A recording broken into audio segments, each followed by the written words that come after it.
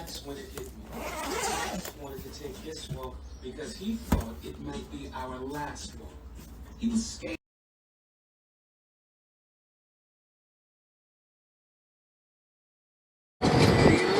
Alright, hey guys, back to another YouTube video, and we are at the New Orleans Airshow. You see Blue Angels 5, 6, God, you know what I'm saying. Here the Blue Angels headline is here. Very nice day out today here in New Orleans, very clear day, as you can see. We're gonna go walk around right quick before the airshow gets started. But for right now, let's just get to the intro. Alright, so here we have the control tower. You see all the stuff. There's a helicopter over there. The Blue Angels are headlining. You know, I already got my seat where I think we should be good from. It's backlit right now over here on this side. The Blue Angels are not backlit, so that makes it good. Just post that to the side, save everything. I'm just gonna walk over here, sort of find like the F-35. Maybe I can see if I can meet everybody. Hopefully Bayou. But yeah, there's a PA Poseidon over there. We're gonna go see everything. There's a lot at this air show, so yeah. There's some fire trucks over there. A lot to see here. Also these holes. Gotta watch out for those. Here we have the Top Gun Maverick F-18 Super Hornet cockpit. You can see that right there. Pete Mitchell. Here's a headset. I mean, this is absolutely amazing. Just go walk around and get in it.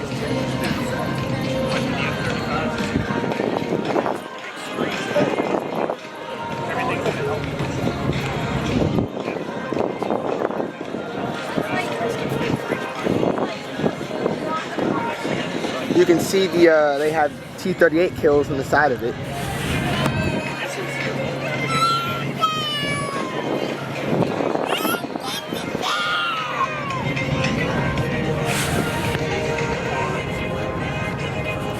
Alright, I'm gonna come back over here. It's an F-14 insignia on the back of it. This is an F-18 Super Hornet, but you know. There's a T-38, okay. Alright, we're gonna go inside the PA Poseidon. Alright, so here we have a T-38.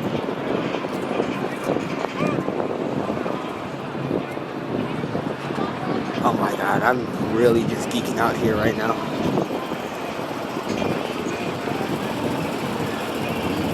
Look how thin this wing is. This is my hand. See how thin this wing is?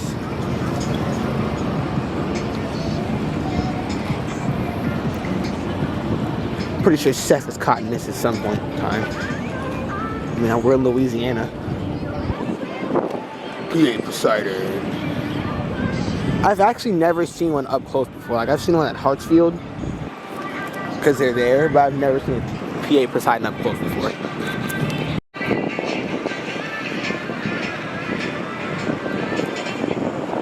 Alright, so here's a line for the PA Poseidon. There are F-35s over there, helicopters. There's Fat Albert. Oh, there it is. Okay, finally. I'll come back to this. But this is what I want to see right here.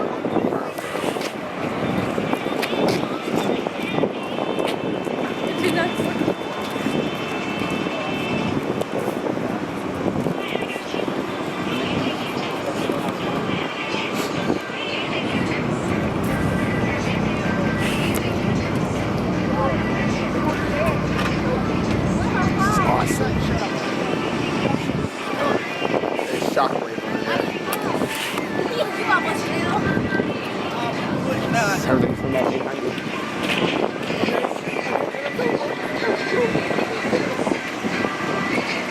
This is for real. When I really came over here for this F-18 Legacy Hornet. There are the other ones placed over there. There's number 7. But this is for real. What I for real wanted to see.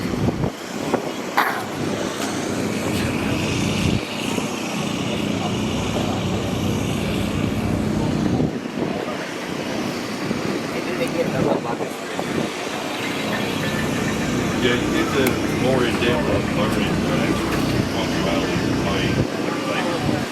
I knew it was good because I don't get the best of it. For y'all.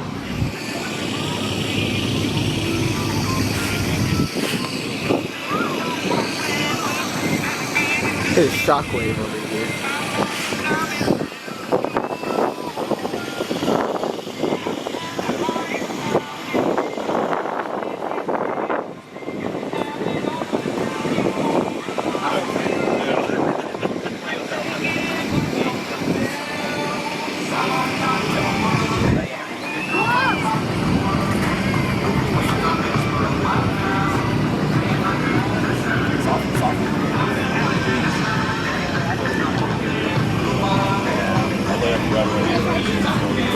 Reinforced landing gear. You have the winch. This hooks up so you can carry your catapult. Yeah. Reinforced landing gear. This helps to land, right? Yeah. There's a light. Yeah, as soon as we looked about, there was taxi light right there. River Rattlers. Yeah, no, it's Yeah, 15 is not a River Rattlers. you're flying, you know. Let's go. Hey, you fly this one? Yeah, that's Nice. F-18. Wow. River Rattlers. Yeah. You guys have fun. Yeah, we do. It's an awesome squadron. You know, Yeah. we love New Orleans. We've been here for a while. This is my first time seeing on person my friend Seth's based in Texas. In Texas, okay. He sees y'all at Alliance. I think that's the it's Alliance, right? Alliance, yeah, it's Fort Worth Alliance. yeah, Fort Worth, exactly. Yeah, we were there not too long ago, actually. Yeah. Unfortunately, when the hurricane came through, we had to. Yeah, you got to be back all over there. So Yeah, that was definitely a fun time for Texas. I know that's for sure. Gotcha. But no, she's a good jet. She's old, man. We're gonna put her in the boneyard. Yeah. soon. I mean, Legacy Hornet. So Yeah, we're the last Legacy Hornet squadron. yeah, and I cannot wait to see y'all perform today. Yeah, it's gonna be awesome. We I think it's 11:30 takeoff. Oh, so you guys are like up early. Yeah, so I'll be actually narrating the show. So we'll be briefing in about an hour, Okay, cool. and then yeah, the voice you hear will be mine. So. All right, cool. This is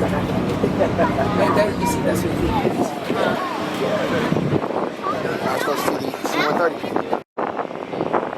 Alrighty, so these are hurt. A little windy out here today. But y'all can hear that. Let's go up in there, shall we?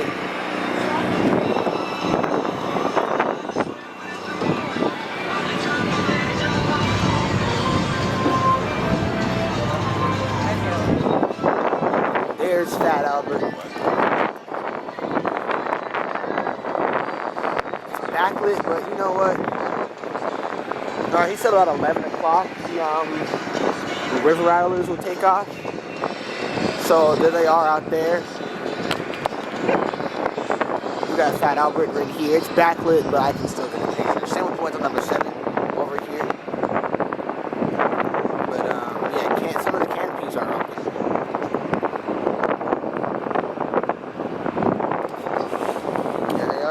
Fat Albert. The River Rattlers over there. That's number 7.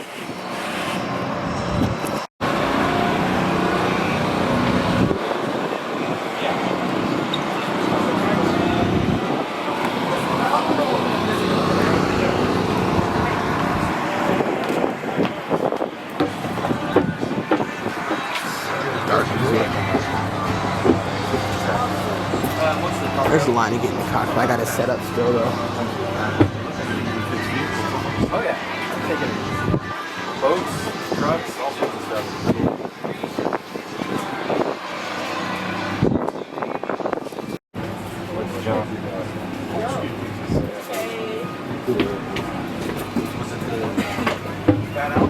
No. Alright, I gotta go set up. So if I can, I'll come back over here later. I have about an hour before the show starts, so I'll try to come back over here later. We got a little bit of a car show going on. Look at all this.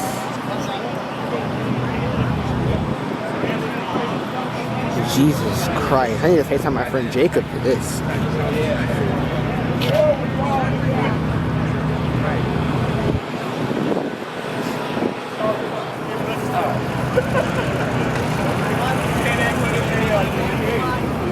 Go ahead and call him right quick.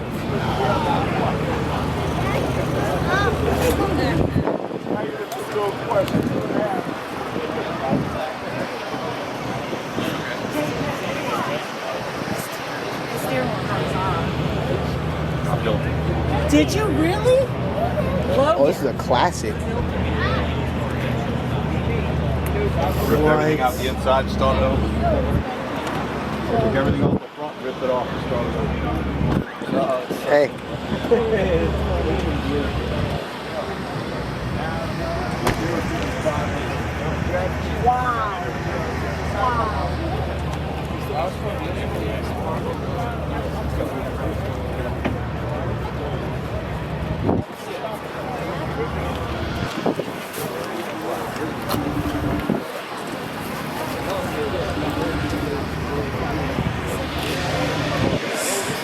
Excuse me. Jacob, oh, okay, I'm in New Orleans right now, right? And look, bro, look. I'm at an air show. And look, bro. Look at all these Corvettes. I don't know, is it? Huh?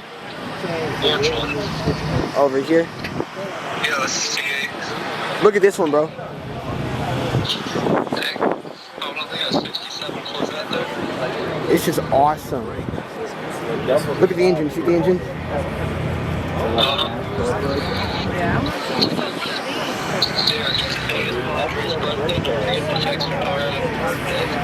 Whose birthday? My mom's. Oh shoot. Bring me the phone. Bring her the phone. Alright, later tonight I'm gonna call you, answer the phone. Is this NOS? Look, Jacob. Go with the engine. Huh? Go with the engine. I will. Oh my god.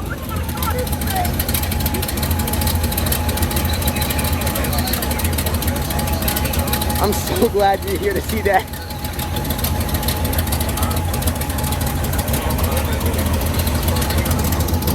Look, Jacob.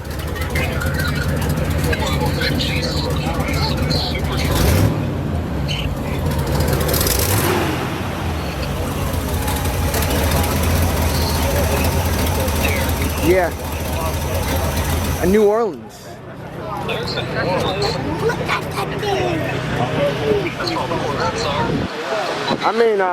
I'm at an air show in New Orleans.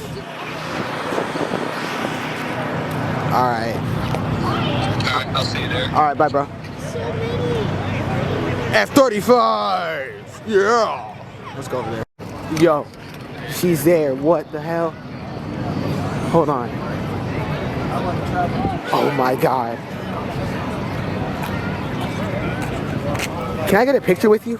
Sure. Oh. Alright, you guys, I'm here with call sign Rebel here at the F-16 demo team. Hey. I'm just completely starstruck right now. This is awesome. Like, Well, we're happy to be in New Orleans. Definitely. Derek, it's great to meet you. I'm sure you're taking awesome photos. I can't wait to see what you have. this is amazing. Very nice to meet you, by the way. Nice to meet you. And I cannot wait to see the show today. Yeah, enjoy the show. We're flying at 125. Definitely. See you up in there. Awesome.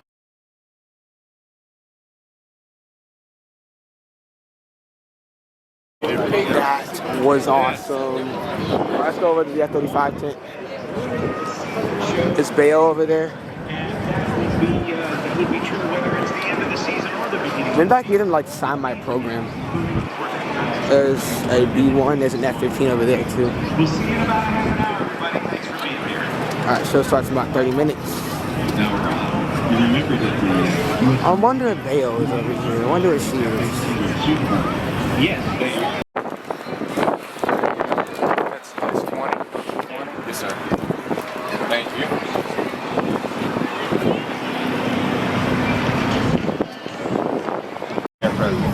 Yeah, The next step is submit a request for information. I know. F-15 engine.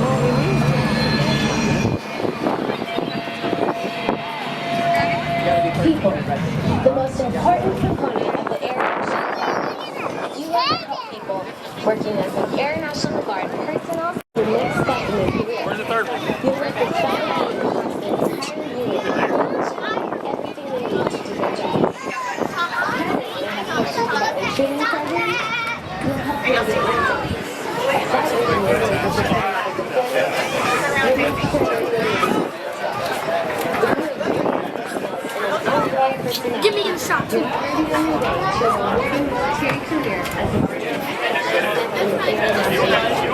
Calls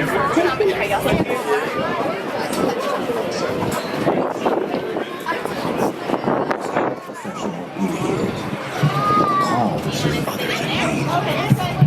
This is the sound of giving back.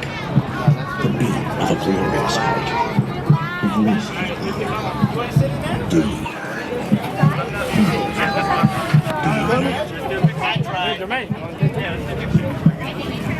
If you're a health professional that hears the call, make the call. Oh, shit, gun.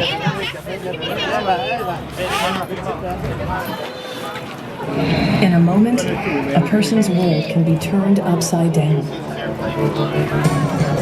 These are the times where you can deliver.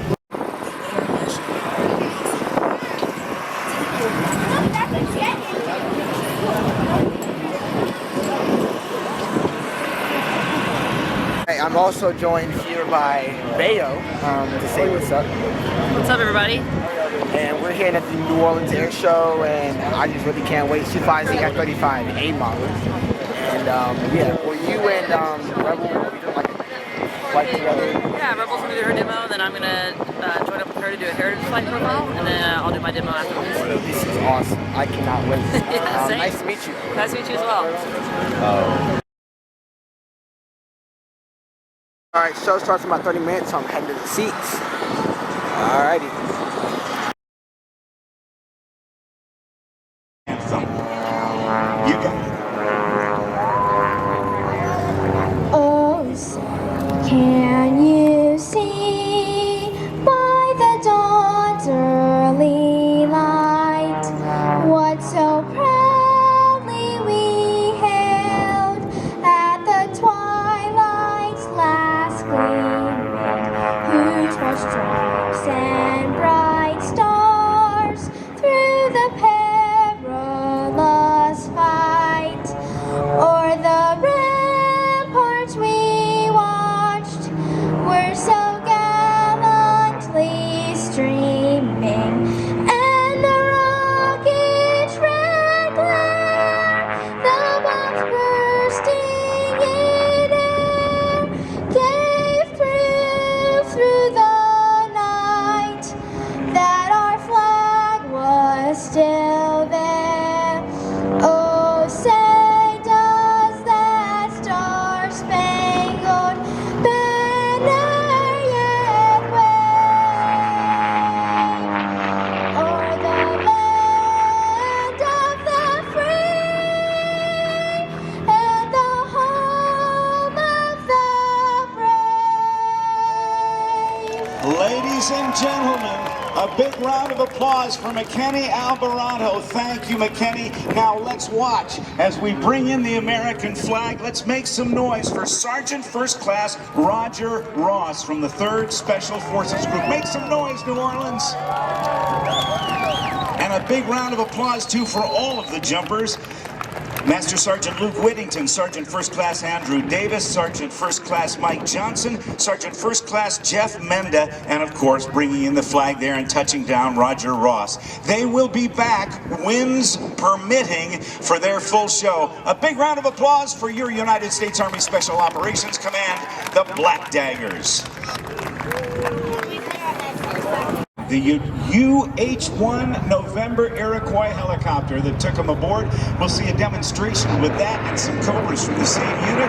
Big round of applause from Mag 49. We want to say a great big thank you to Chevron Oronite Oak Point, proud to serve as the presenting sponsor of this year's show. For almost 80 years, Oak Point has produced fuel and lubricant additives that are important to the world, helping enable our modern way of life. Our specialty additives manufacturing plant services the marine shipping industries, railroads, the automotive industry, and many other applications. Chevron Oronite Oak Point, thank you very much. Now, ladies and gentlemen, as the helicopter comes by to take its bow, in just a moment we'll be bringing in the 2 gentlemen who circled the jumpers. But take a look at this amazing helicopter that has changed the way soldiers on the ground are deployed, are rescued if they're hurt, and the enemy attacked. Diving in from the left and climbing climbing into the sky above us, that's Adam Baker from McKinney, Texas. A guy who had his first airplane flight back in 2005 when he was at Oklahoma State University, and watch him tear the sky into little pieces and give it back to you like confetti in a knife-edge spin, falling at about 4,000 feet per second. This is just a teaser of what he'll be doing in his solo as he works not only as a solo but also with Ken Reeder of Redline. Experiencing 10 times the force of gravity, a hard roll and a quarter to the right. He'll run out of airspeed, kick some right rudder, and then tumble the airplane. Oh my gosh, nose for tail, tail for nose, and where it stops, only Adam Baker knows. And you know what? You talk about lighting him up. These maneuvers aren't stunts. These maneuvers are very highly refined, complex aerobatic tumbling maneuvers made possible, and I'll remind you about this throughout the day with airplanes like this, with very high power aircraft engines and propeller combinations and very lightweight composite airframes that allow gyroscopic tumbling maneuvers.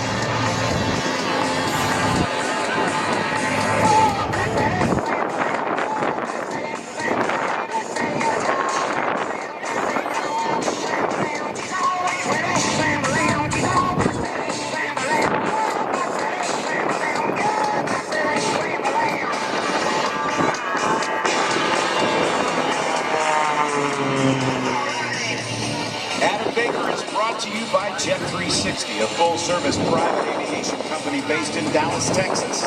With 30 years of experience, Jet 360 brings a higher level of safety to private aviation with personalized training through strategic partnerships within the industry. Visit flyjet360.com to find out more. And also, from Loft, another of his sponsors. For the past decade and a half, Loft has been providing experience and instruction to CJ and Citation pilots.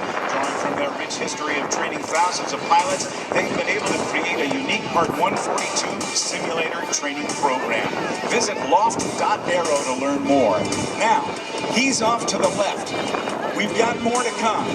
As I mentioned, the two gentlemen who circled the jumpers are Adam Baker and the guy that's just zoomed in overhead. Watch him fly. This is a very unique airplane.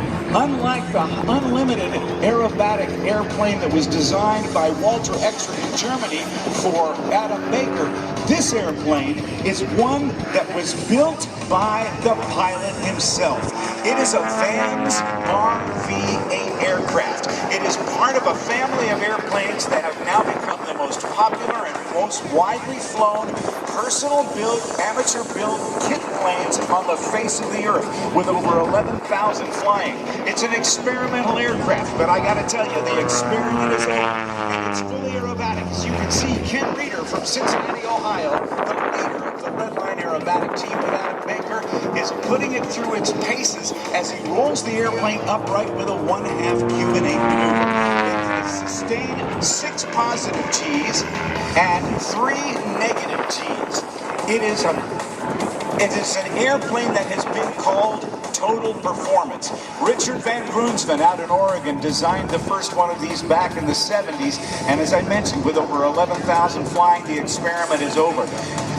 The airplane travels at over 200 miles per hour in cruise, with a 180 horsepower engine on the front and a Hartzell propeller pulling it through the air. He gets about 22 nautical miles to the gallon.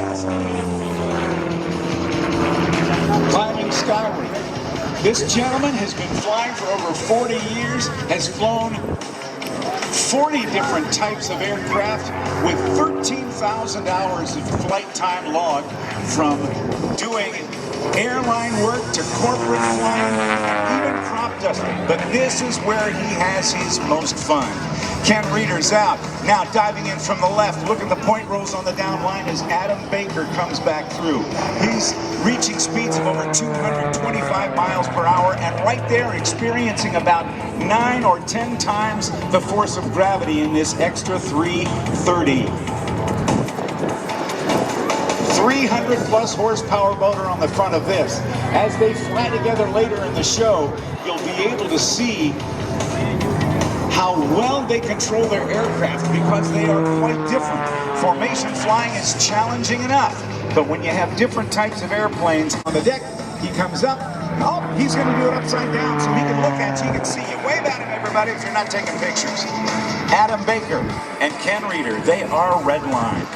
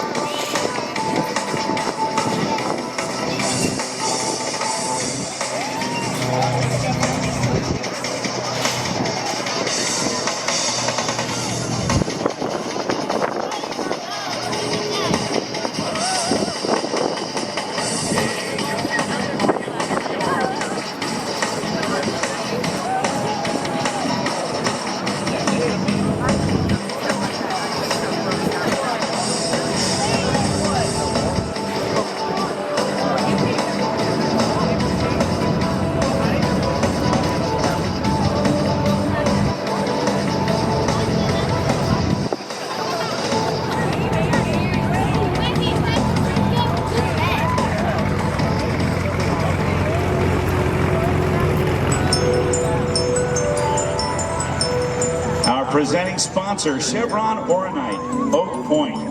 Also sponsoring today's show, United Rentals, SBD Consultants, Fox 8 Live, iHeartMedia, Southern Eagle and Bud Light, the NASJRB Credit Union, and Patrician Management.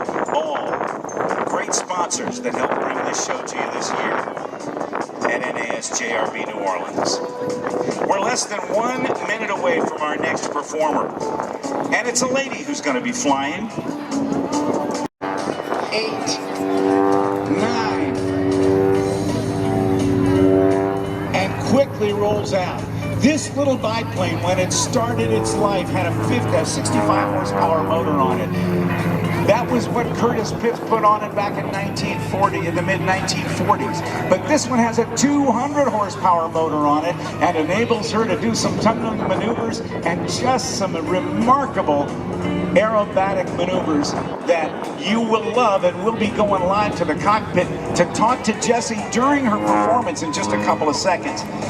Going by right now on the ground is Adam Baker. Now let's watch as the roll goes by, aileron rolls, and a quick pull to the vertical on the left-hand side of the aerobatic box. Let's watch Jessie Panzer.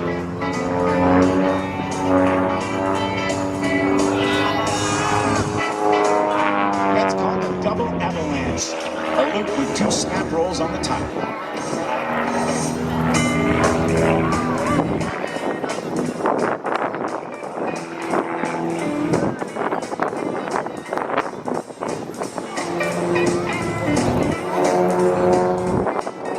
A native Nebraskan, Jessie Panzer, lost her dad in an airplane accident when she was a young girl, and yet she still wanted to pursue flying to find out why her dad loved it so much. And she has now flown everything from P-51 Mustang warbirds from World War II all the way up to some of the most advanced business jets any place. But this is the place where she likes to be most of the time, flying upside down, pulling G's, snap rolling on the down line, and headed out down to the back. Hey, Jessie Panzer, a pleasant good morning to you. You got a great sky. Good morning, and everybody's enjoying your show. Oh, man, it is just glorious up here. Thank you so much for that warm welcome, guys. Happy Sunday to you. It's so great to be able to see everyone's smiling faces out here today. Right now, I'm just repositioning for my next maneuver, which happens to be my very favorite one. It's a torque roll. My first goal is to back up at least far enough to touch my smoke, but anything more than that's a big bonus. So thanks everybody for coming out and airshowing with us today. Here comes the torque roll. Yeah! You're having too much fun, Jessie. Watch the airplane start to roll to the left. As she runs out of airspeed, the engine has the propeller turning the opposite direction, and the torque, the opposite force, will continue to make the airplane roll to the left, as it roll to the right as it is. Now, as she backs up, she's in a regime where all the controls are reversed. Left is right, right is left, forward is back, back is forward. She's now backward about. So, oh man, you got, Jesse, I think you made 400 or 500 feet backwards on that. Oh, and it looked great too. What's next?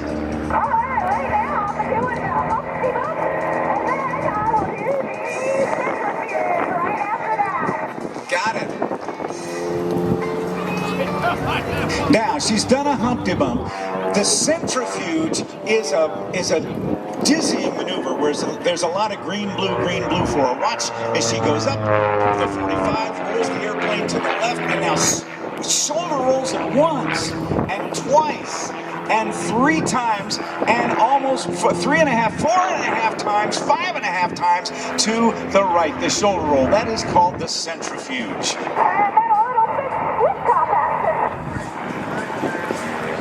All right, we're ready for the flip top. Can you still hear me okay?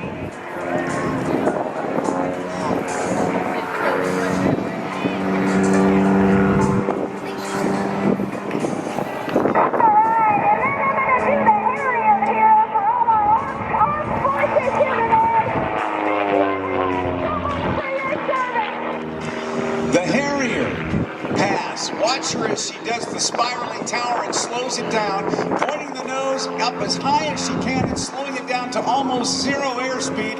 Oh, Jesse, it looks amazing. It looks just amazing, lady.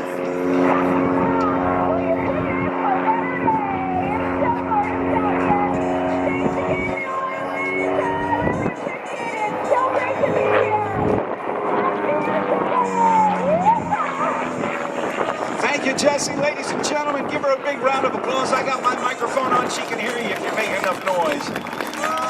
Yeah, hear that?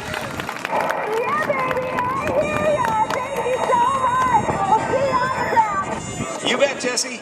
Jesse Panzer is brought to you by Duncan Aviation. Experience like no your father's or uncle's Beechcraft Bonanza.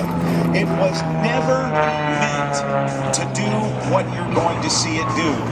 Of all the Bonanzas that have been built since the very early 1950s, all the way up and continuing in production today, only a handful, less than about 70, were built for aerobatics. And that was to train some airline pilots to handle upset recovery techniques, and in case their airliners got in trouble, they'd be able to fix it. So a handful of these Beechcraft Bonanza family airplanes were modified with strengthened fuselages and wings, but with the same 550 cubic inch motors that all Bonanzas have at the time.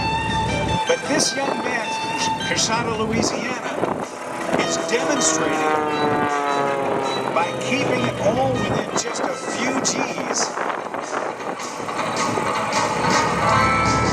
Go on.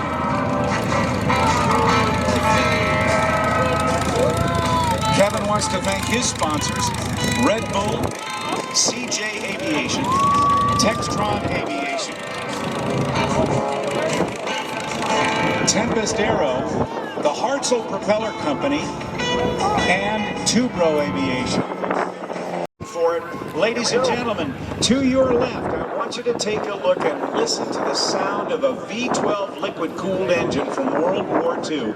This is the legendary P-51 Mustang.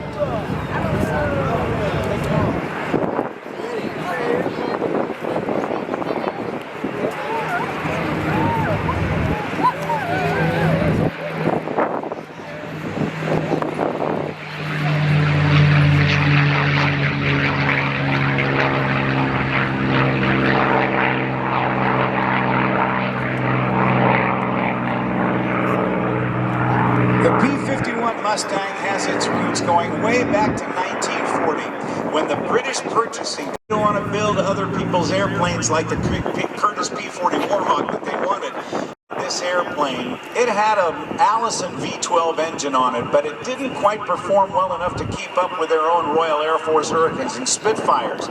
But there was a change that was made, right? That's right, upgraded. The And that gave it the high altitude performance. But there was something else about the design of this wing, because Kindleberger told the replaced by the Packard-built Merlin engine. We say Packard-built because there was a problem with mass producing the Merlin engines from Rolls-Royce. Was hand drilled by the British. It's that laminar flow.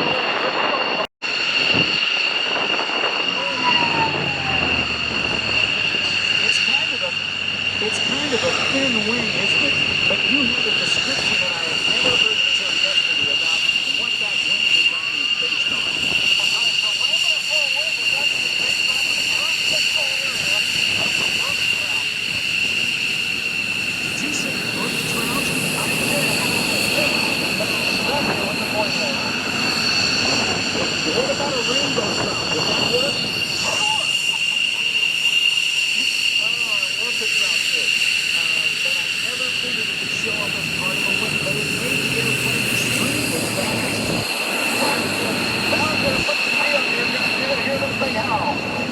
Inboard gun barrels, this engine of the airframe. It's just those two inboard gun barrels. That's all that howling is. Yeah, a lot of people think it was the oil cooler, but not so, huh? That's right. It's also not the supercharger. It's just the gun barrels. We're listening.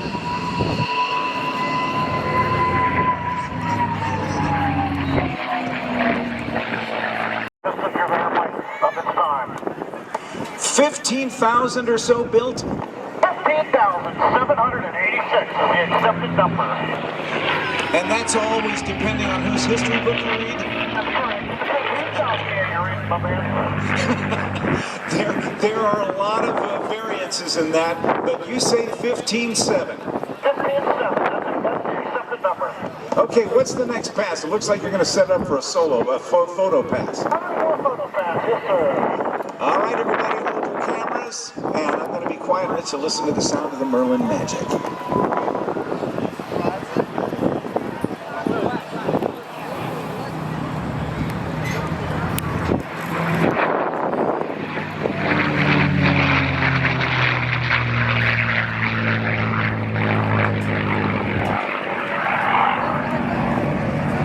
How about one more for us? Absolutely. Anything for the New Orleans Airshow.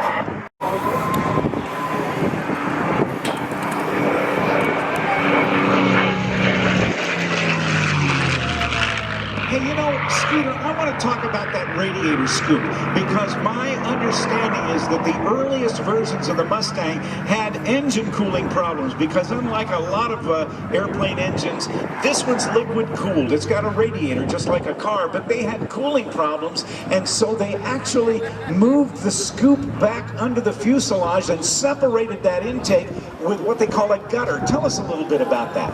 Yeah, so this radiator actually produces just a little bit of thrust. It's about 400 pounds of thrust when it's in the fair condition. As I come by, you'll see it's just slightly opening. It's maintaining a temperature of 130 degrees, or right at boiling, so there's water alcohol mix. So, in other words, you've actually got a propeller-driven aircraft that produces jet thrust? That's correct. This thing will produce some thrust. It actually offsets the drag of the scoop. Stop it. And we'll see that when Amy Fiedler flies the Viper demo a little bit later on today. That's right. One more pass and I'll call it a day, Rob. All right, Scooter, thanks so much. Ladies and gentlemen, he'll fly again later, but give him a round of applause. It's Scott Yoke. There you go. You got it. That's Scott Yoke, and he will, in fact, be back later to fly today. See the F-15 Eagles as they prepare to do their takeoff. They're from the Louisiana Air National Guard and the 159th Fighter Wing here at NASJRB.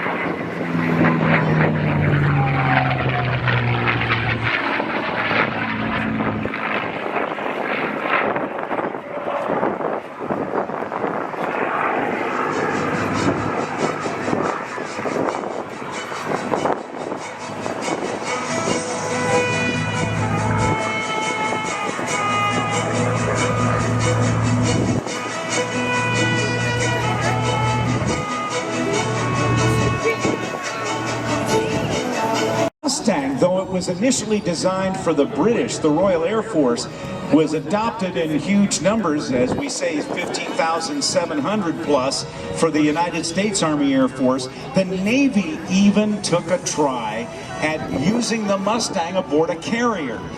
And 4 P-51 Mustangs were modified with tail hooks. And as he comes by, maybe I can get Scooter back on the street.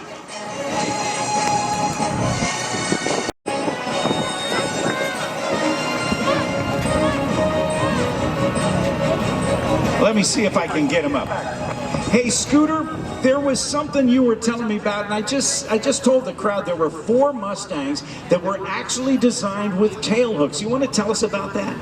I sure do. There was Operation Seahorse, and what it was the Navy's attempt at bringing the P-51 Mustang on board a carrier. They had a B model, a C model, and 2 D models. Excellent. And you know that because how did you get one of those tail hooks? Well, you know, I was just a lucky guy, but we stumbled upon one of the tail hooks for the B models. Awesome. Thank you, Scooter. Appreciate it. Now, ladies and gentlemen, if you will, look to the left. You will see and hear the sound of freedom from your 159th Fighter Wing of the Louisiana Air National Guard. 2 pilots, one of whom today is celebrating his final flight, Lieutenant Colonel John Drag Hines. And the other is Sam Joplin, call sign Noop. Here's Lieutenant Colonel Hines taking off.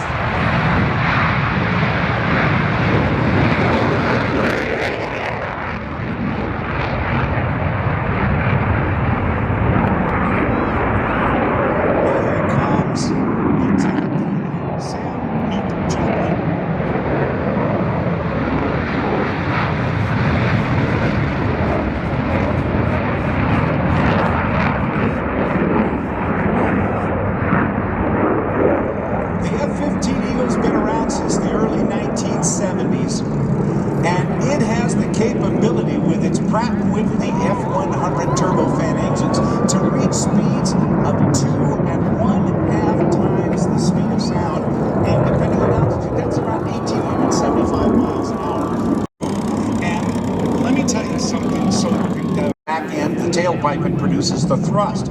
Well, they added, shortly after the development of the jet engine became viable, they added what they called an afterburner, where raw jet fuel is being poured into the exhaust. You can see the flames coming out the back and maybe see little diamonds in that flame. Take a look at it.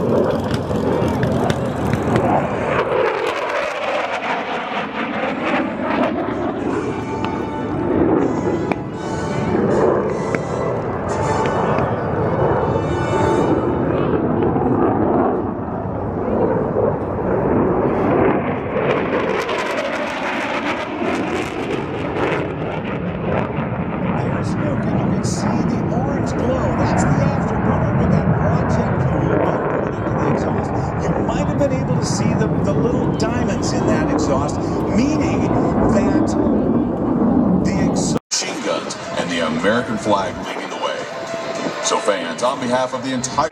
It weighs 7,000 pounds. It set a world speed record. In the Guinness Book of World Records, it's certified at a top speed of 376 miles per hour.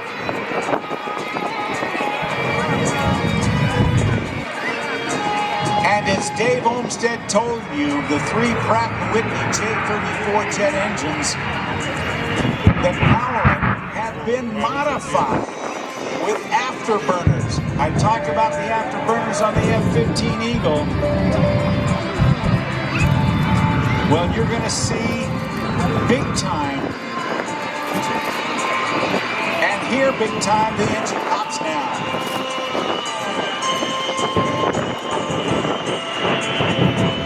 That's the little cha-cha.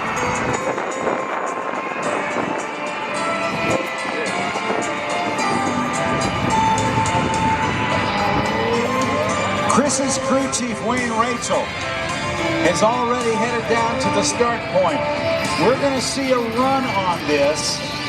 It's going to be going by well in excess of 300 miles per hour, and we hope to get the Louisiana State Highway Patrol up here to do their trucks down. Feel the heat! Award. And you ain't seen nothing yet.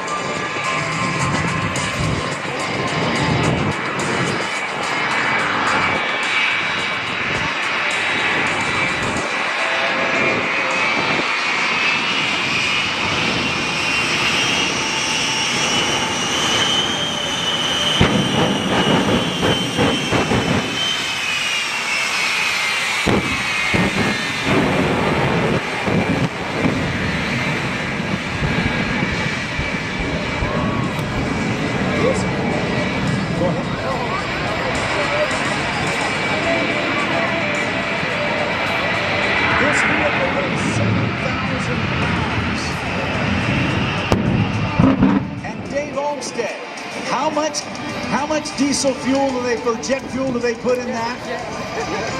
So every run is about 250 gallons. And when he lights off down here at the left end of the show area and pops the brakes on that in his full afterburner, it is an amazing ride. I did it Monday of Labor Day weekend in 2021. Something I'll never forget. It was incredible. I think he does have the need for speed. The final check will be made by Wayne Rachel out there to make sure that everything looks right on this jet truck. Let's see if we can get the radar gun on it and see what happens.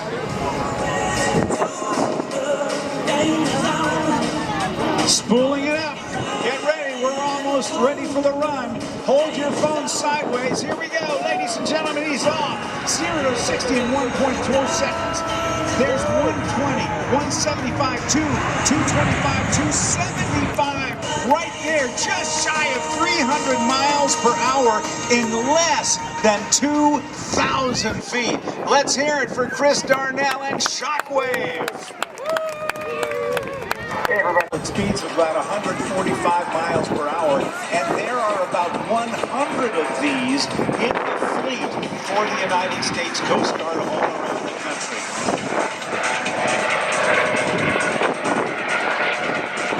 What we'll demonstrate today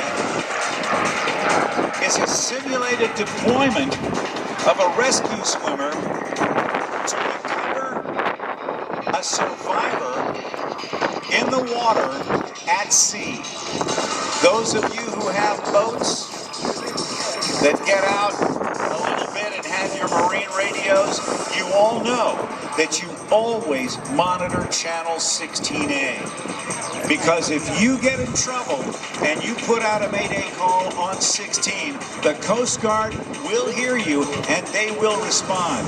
Today it's like a walk in the park. The winds aren't that bad. We got clear skies, no big deal.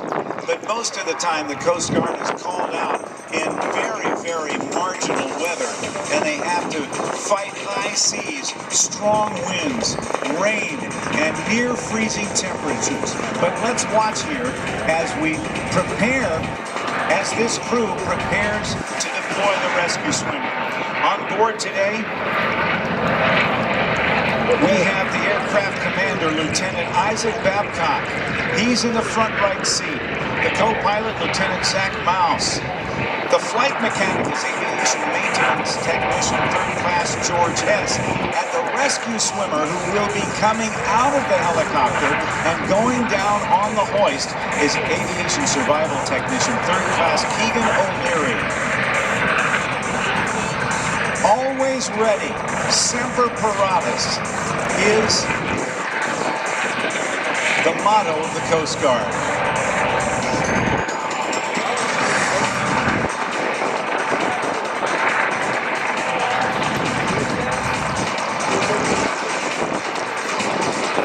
The hoist that's on this side of the aircraft can lift a total of about 600 pounds, and if need be, to lift or lower that weight in about 200 feet per minute.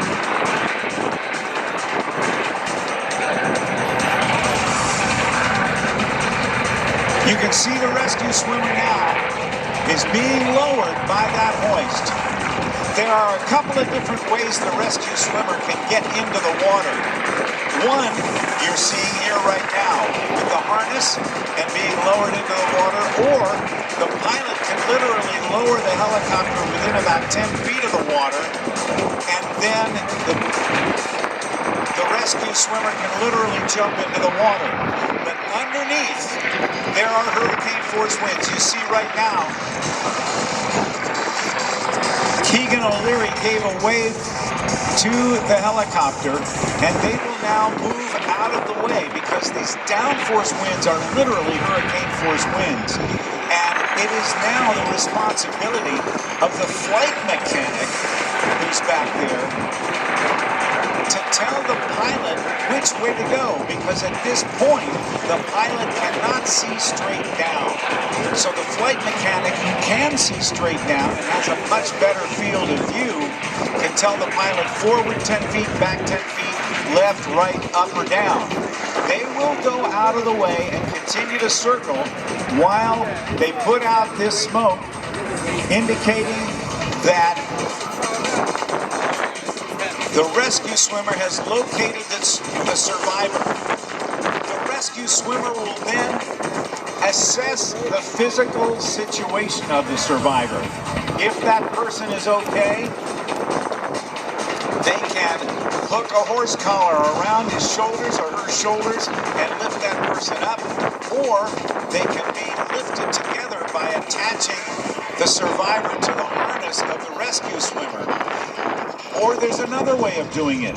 There's a rescue basket that's a mesh basket that they can lower into the water from that same hoist that the rescue swimmer used a moment ago.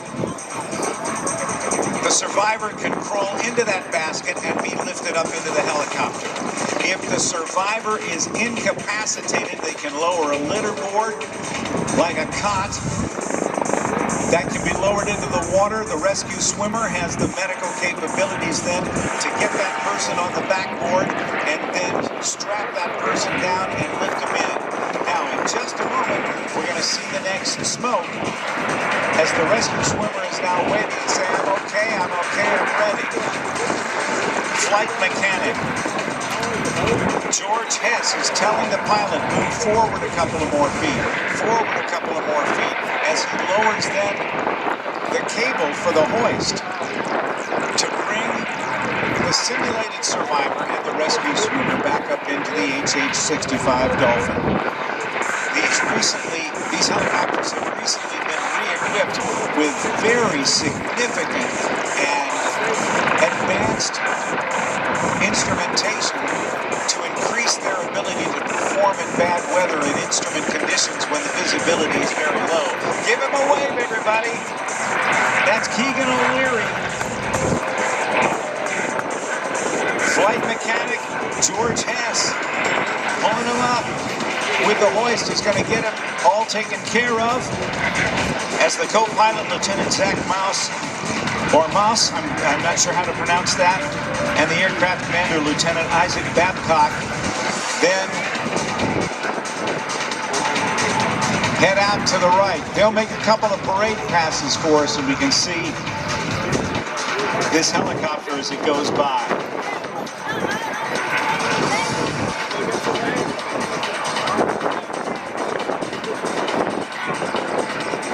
As they go down to the right-hand side, I'm going to ask a favor of all of you. We're seeing a lot of paper and trash getting blown out like a well-oiled crew. Their training is tremendous.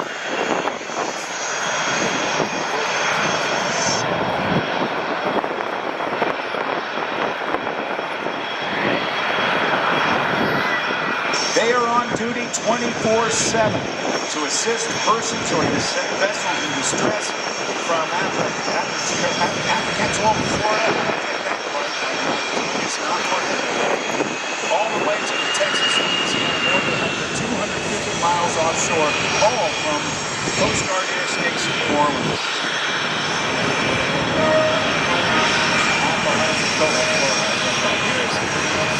Always ready for Coast Guard chiefs of the province.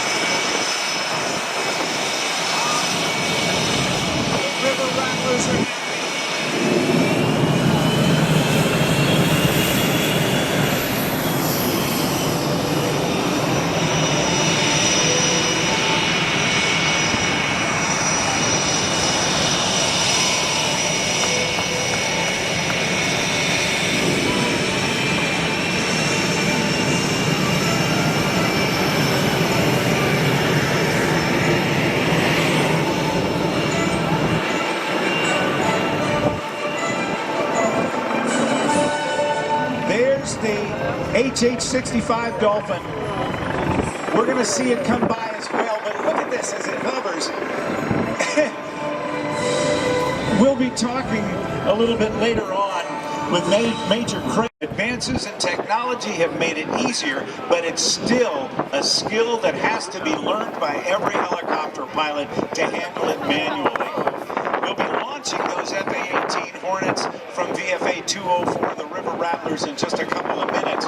But as we get ready for that, I want you to give the members of the crew of the HH-65 and as it comes by, it's my pleasure to introduce the narrator for the VFA 204 demonstration. He is Lieutenant Commander Brian Williams. Ruby Rod is his call sign. Ruby Rod, it's all yours, my friend. Good morning. Thanks a lot, Rob. Ladies and gentlemen, my name is Lieutenant Commander Brian Ruby Rod Williams. On behalf of the United States Naval Reserve, Captain Brady, and Captain Support, Captain Brady,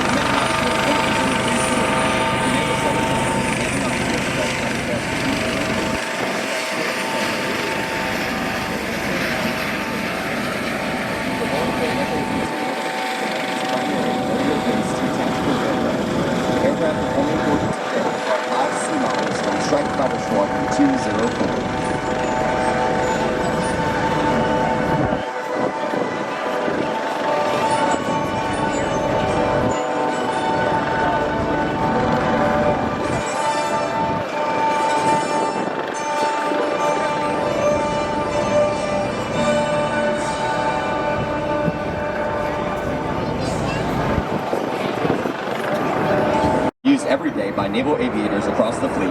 These men and women have mastered these maneuvers in the training environment and ultimately proven their success in combat. Please direct your attention to the left, where you will see, hear, and feel each one as they perform full afterburner takeoffs.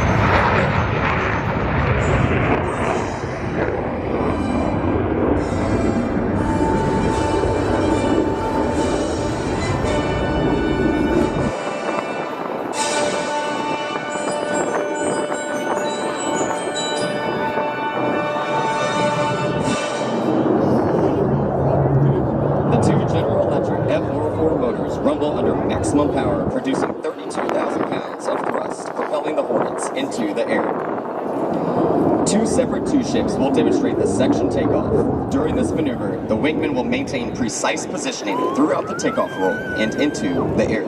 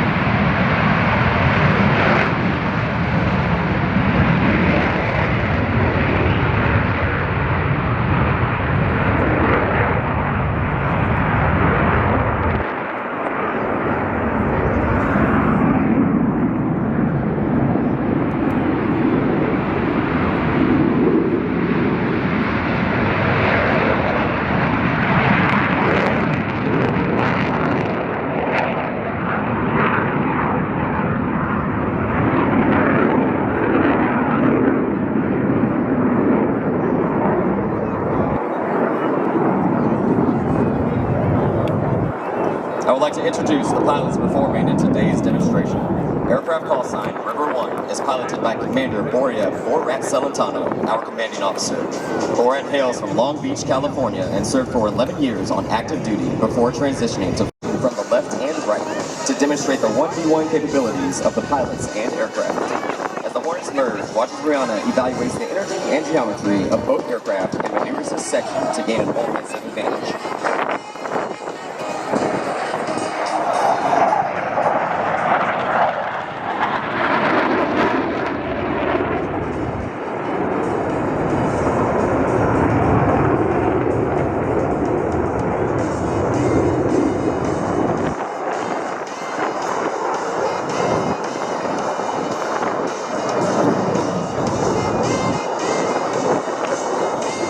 Once in the offensive position, the Hornets can employ multiple air-to-air missiles. The simulated missiles at their fingertips are the AIM-120 AMRAAM and the AIM-9 Sidewinder.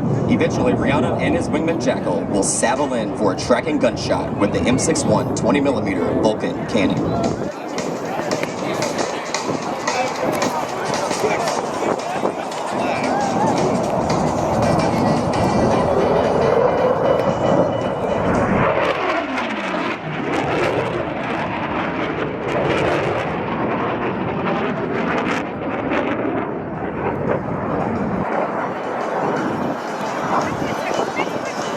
Hornet. 4-5, and rocket. 5, good rocket. Number 4, 5, clear back.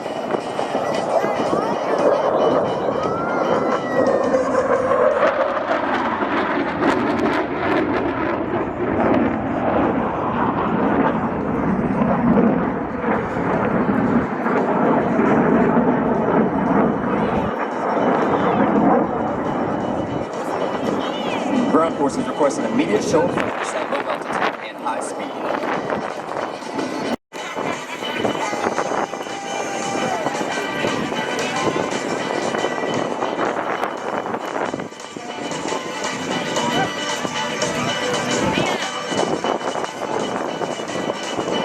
Ladies and gentlemen, from the right, the Hornet show of force. We're 1, 2, push.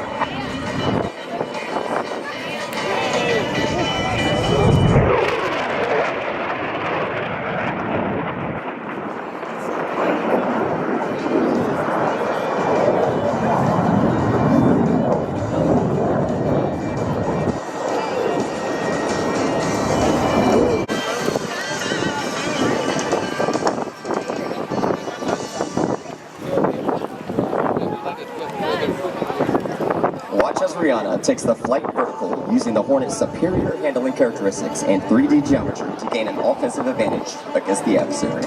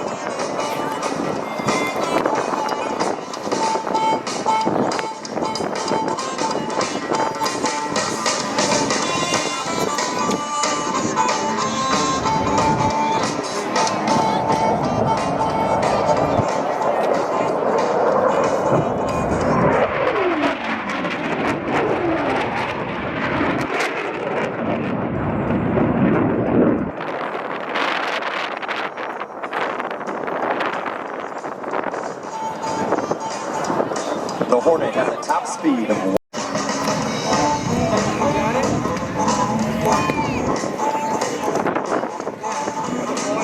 Ladies and gentlemen, from the right, Jackal and the Hornet high-speed pass.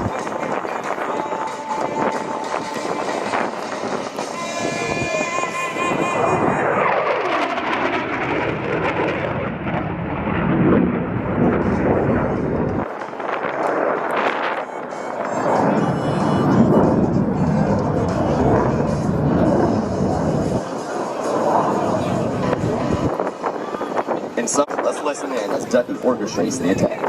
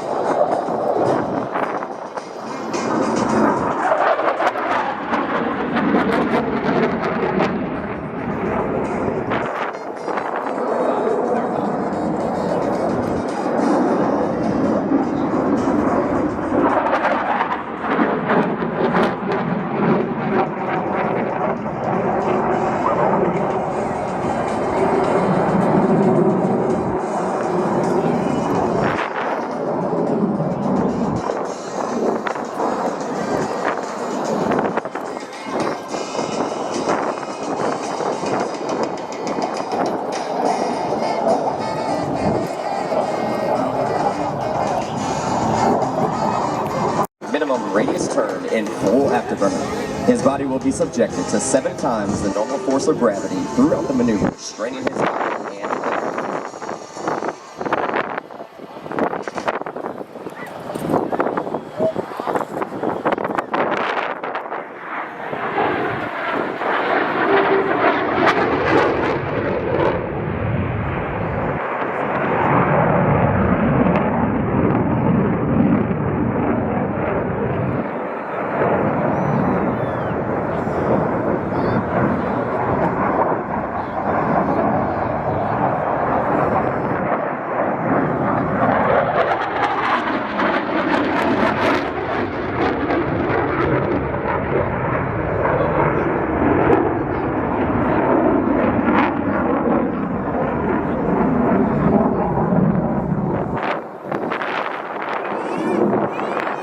Down from the right for a carrier configuration pass.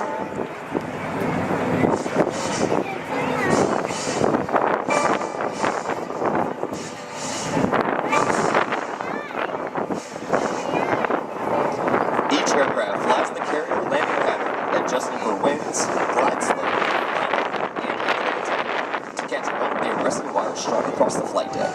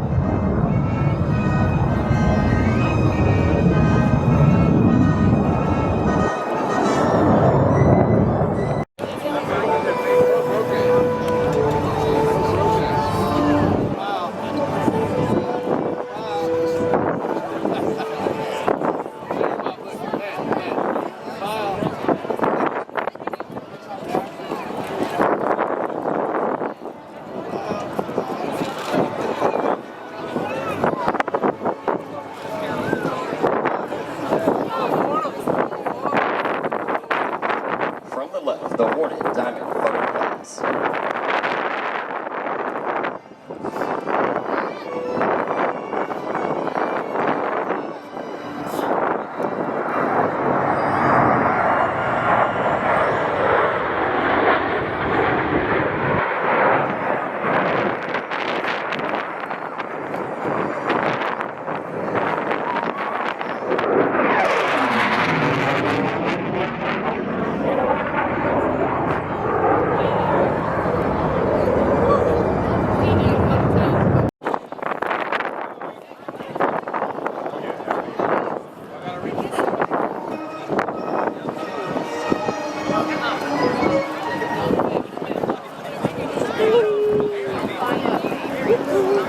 Ladies and gentlemen, from the left, the Hornet carrier brake.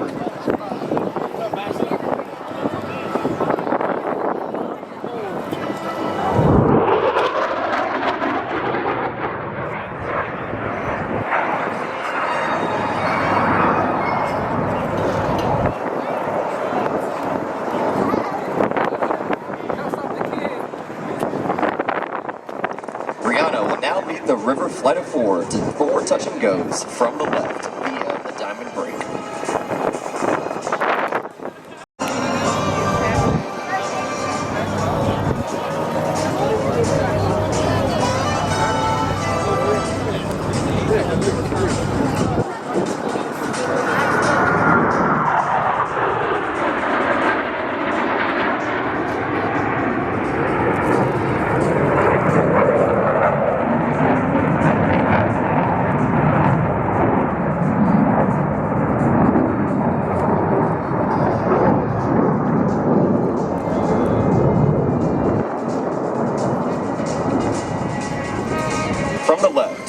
fly a constant angle of attack approach used to bring the 34,000-pound Hornet safely to a stop in just 300 feet. Borat must advance the throttles to full power at touchdown to prevent the Hornet from settling off the boat should the hook fail to catch one of the arresting wires.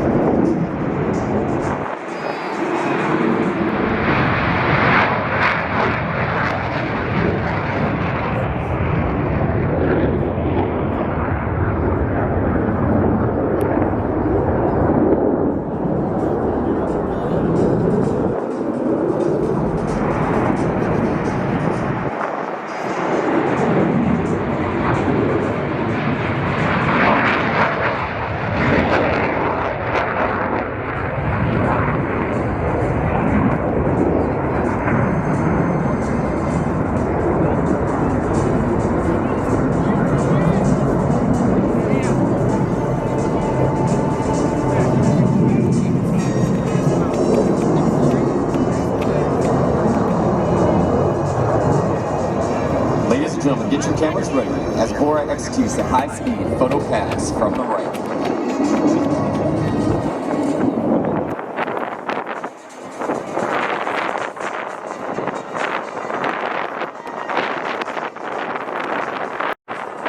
From the right, the Hornet photo pass.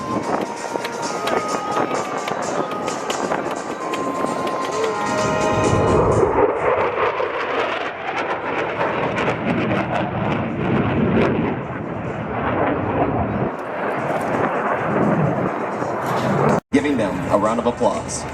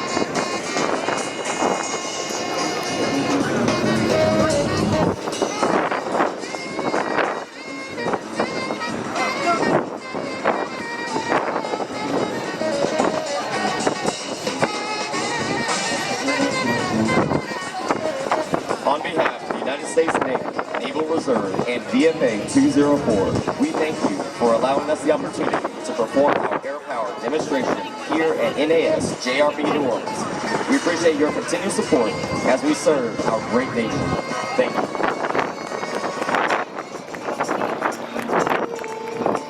Ladies and gentlemen, a big round of applause for the VFA 204 River Rattlers and the voice of the team. He is Lieutenant Commander Brian Ruby Rod Williams. Ruby Rod, nice job, dude. Great to work with you this weekend. All the best to you and everybody in the unit.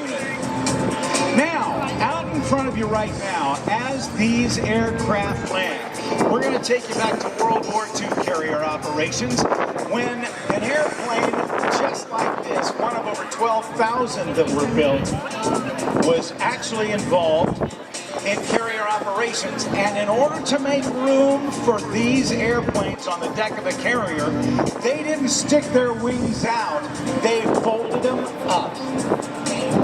And that made room from a 41-foot wingspan down to, maybe 18 feet, maybe a little less. And they can park a whole lot more airplanes that way. That practice continues today, even with the FA-18 Hornet, the FA-18 Super Hornet, and the F-35C Lightning II. Mark Hubbard, call sign Mother, is the pilot of the FG-1D Corsair that we see here right now.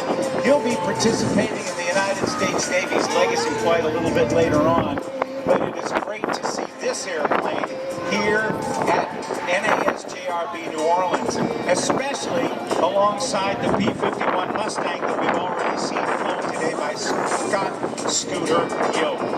We want to thank Chevron Oronite Oak Point. They're proud to serve as the presenting sponsor of the 2022 New Orleans Airshow.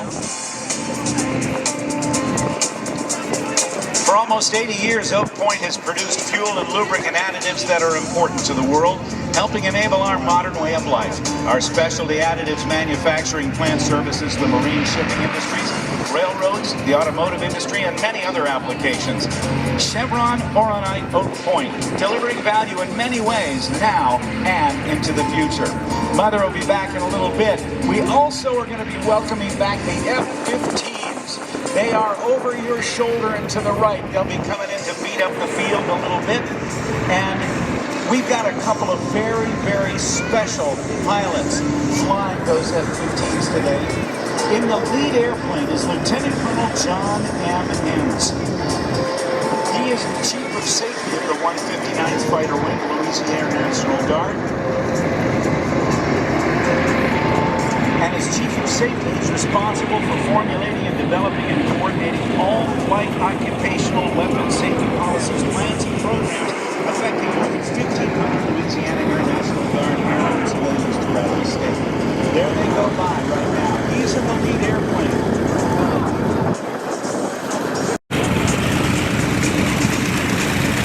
On his wing is a gentleman that I have known, gosh, I want to say since 2007. Eagle demonstration pilot for 2 years. Sam John, now Lieutenant Colonel Sam John. Zero. Additionally, the wing mans an aerospace control alert mission 24/7, 365 days a year, where they remain postured to launch and defend 17,141 nautical miles of coastline, 11 strategic points to include nuclear power plants, as well as over 1,800 oil platforms throughout the Gulf of Mexico. Overhead, the F-15 Egales.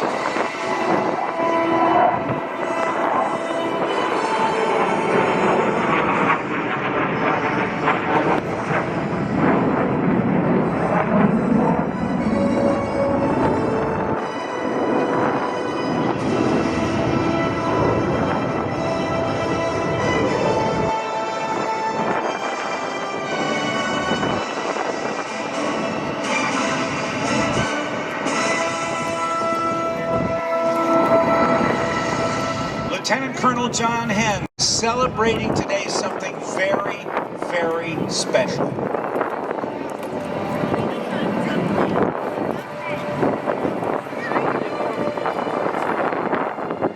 Lieutenant Colonel Hens,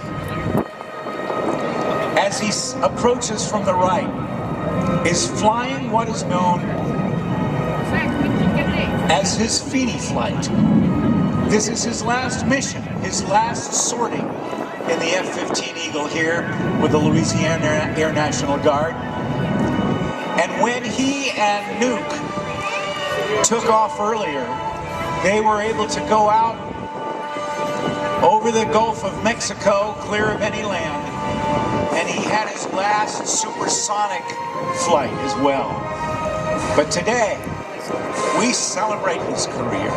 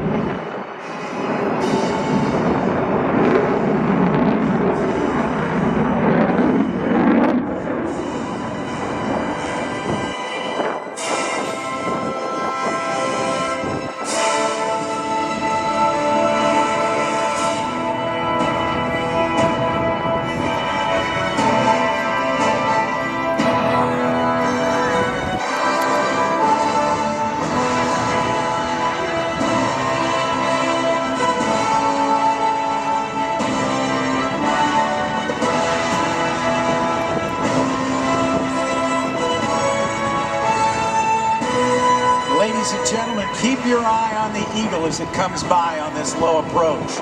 You'll see the afterburner going. You'll see the orange, almost yellowish white glow, and you might even see the long plume and the shockwaves coming out of the exhaust.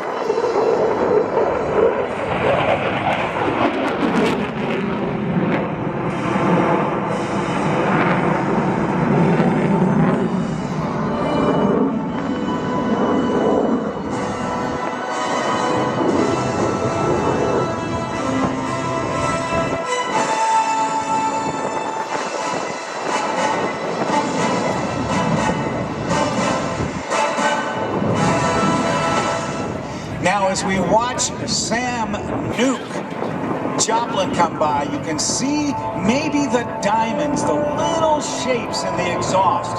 That's the, as I mentioned before, this exhaust going supersonic.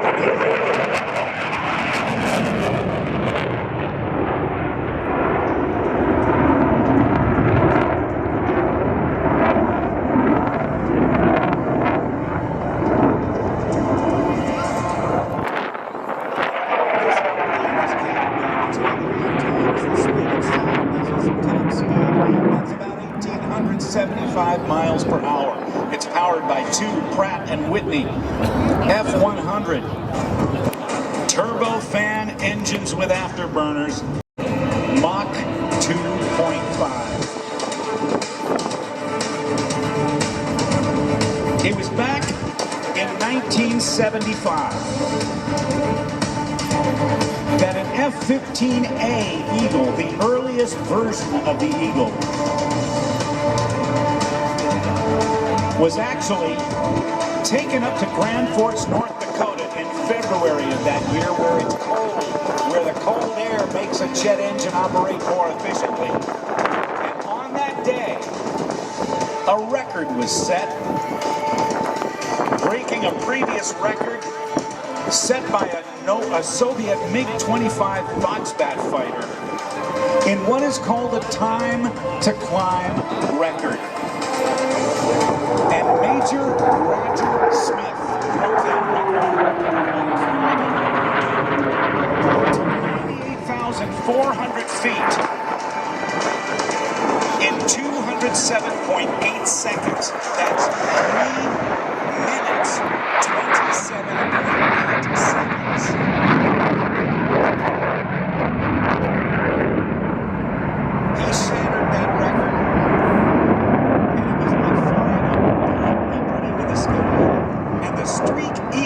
as it was named and known.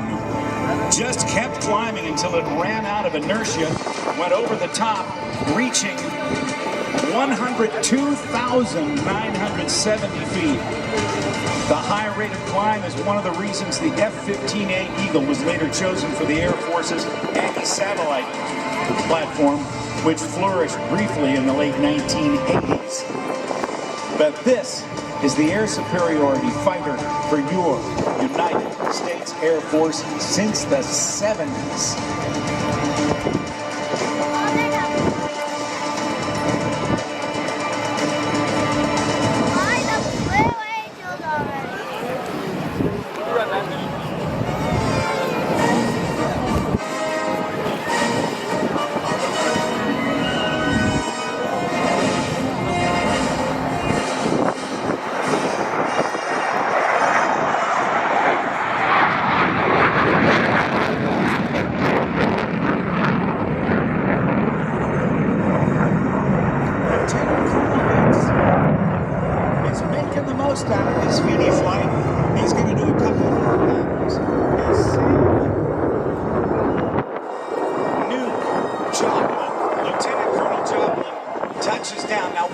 Touches down.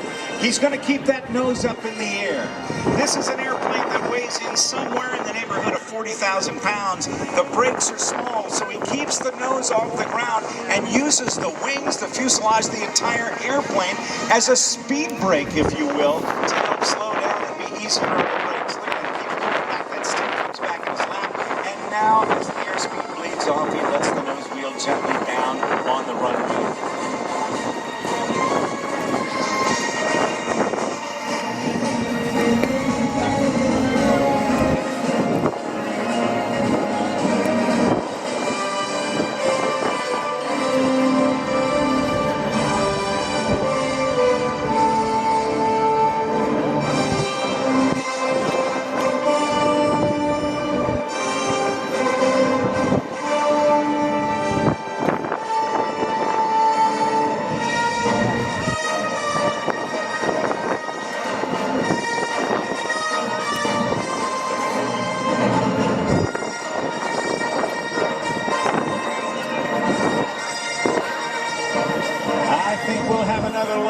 Here for Lieutenant Colonel Hens.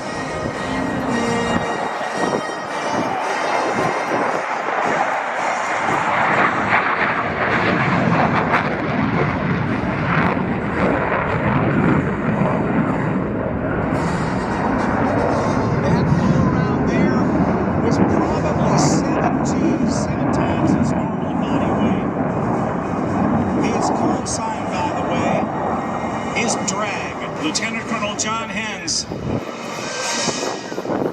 is currently the 159th Fighter Wing Chief of Safety, and prior to that, he was the 122nd Fighter Squadron Director of Operations. In the civilian world, he flies for Delta Airlines.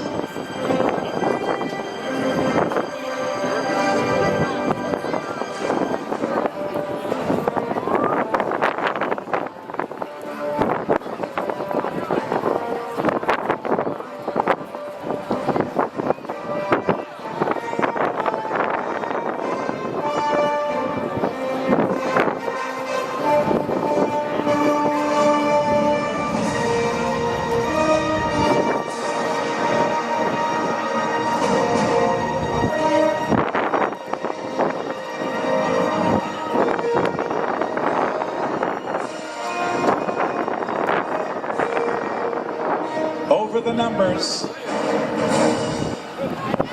at about 140 miles per hour. Drags, jet, touches down.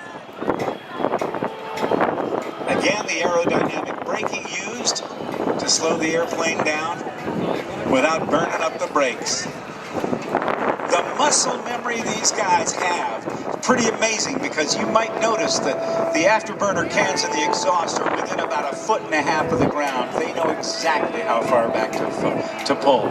We'll hopefully hear a little more from Lieutenant Colonel Hens in just a moment. But now, ladies and gentlemen, Listen to our air boss, Russell Royce, as he gives taxi instructions to Lieutenant Colonel Hentz in the F-15 Eagle. Corsair, left close.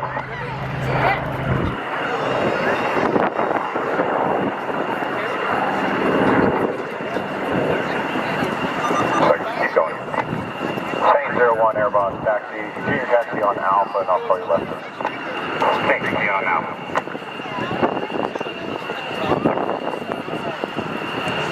Just having taken off is Mark Hubbard in the F4U Corsair. I should say the FG1D Corsair.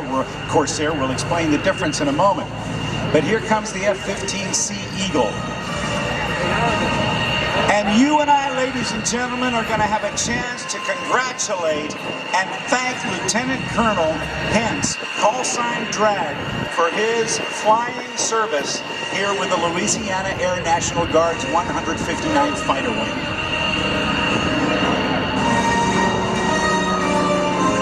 Saint 01, air boss, next left, turn left, stop. Next left, another stop.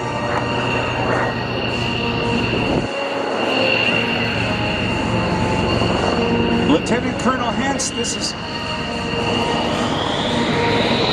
Lieutenant Colonel Hentz. This is Rob Ryder, the announcer. Congratulations on your free flight, sir.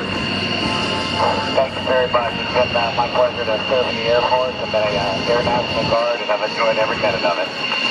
I understand you got to go supersonic today. I did. I hit about 1.2 knots over 800 knots, indicating the ground speed, and it's roughly 75 miles an hour. Flew upside down and full 9Gs. That sounds like the way to do it. They're waving at you, sir. How do you wave back?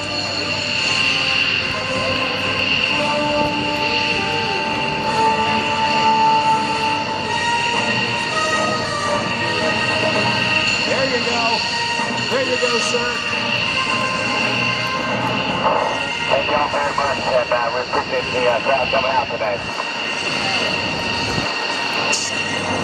Thank you, Colonel, very much. Congratulations on a great career, and I know that they've got something for you down at the end of the ramp when you meet your family, and I hope you have the appropriate hosing down gun, all right?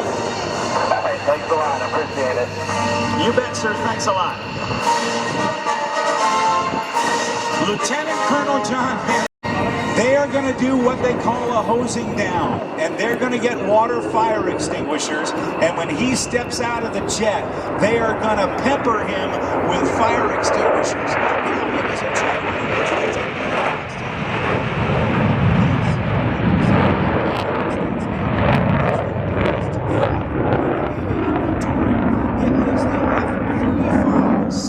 Lightning II, and it is a remarkable machine.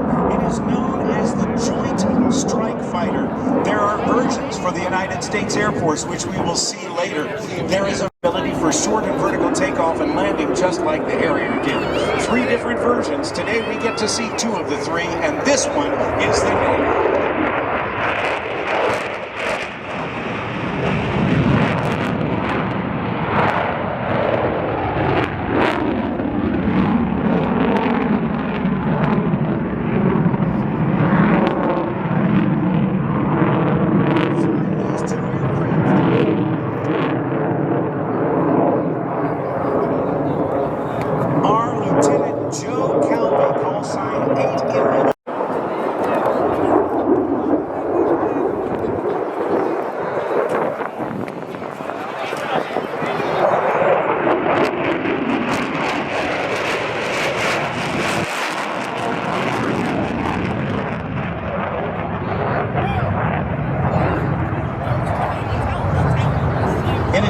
Flying for the demonstration team, these pilots are instructor pilots at Strike Fighter Squadron, trained and equipped Navy and Marine Corps pilots and maintenance personnel to operate and sustain this Joint Strike Fighter aircraft.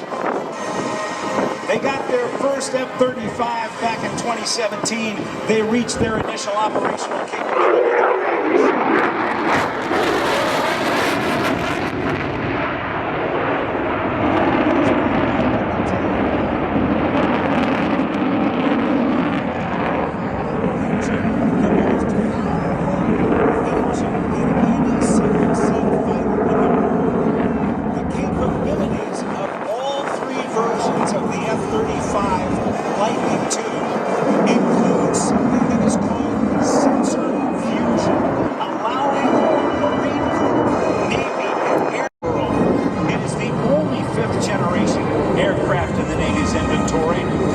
stealth and then centrifusion to increase its lethality and survivability, the carrier air wing.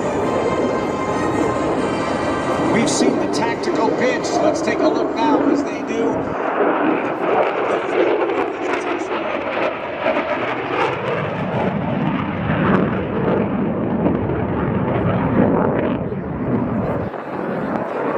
Now as 811, Lieutenant Calvi exits out to the left. He's going to come back around and do a belly-up pass. Let me tell you a little bit about the weaponry in this aircraft. It's able to carry the advanced medium-range air-to-air missile, the A-120, and the A-9 Sidewinder heat-seeking missile, as well as a variety of GPS and laser-guided bombs. But in order to maintain its stealth capability, it's carried, all the weapons are carried inside in 2 different weapons bays. Cameras ready as it approaches from the left as Lieutenant Calvi cycles the weapons bay doors, and you can see where those bombs and missiles hide.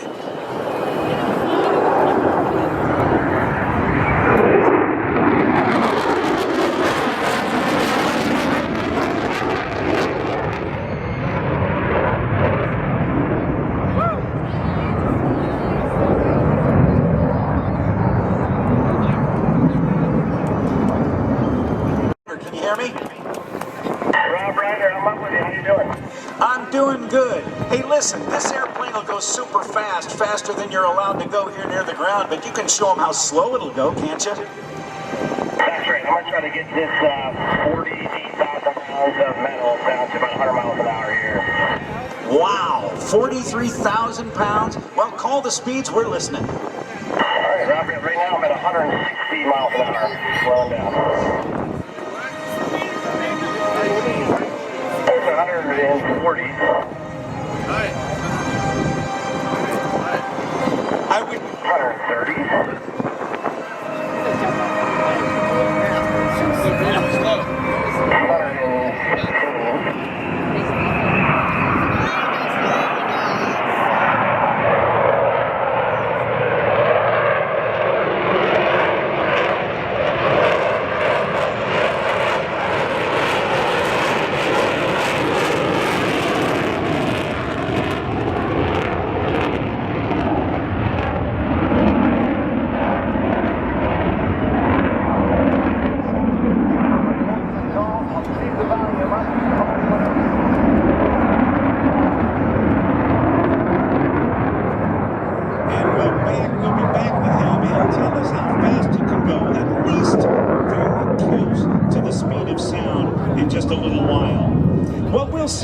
is something that is called a carrier break to a touch and go.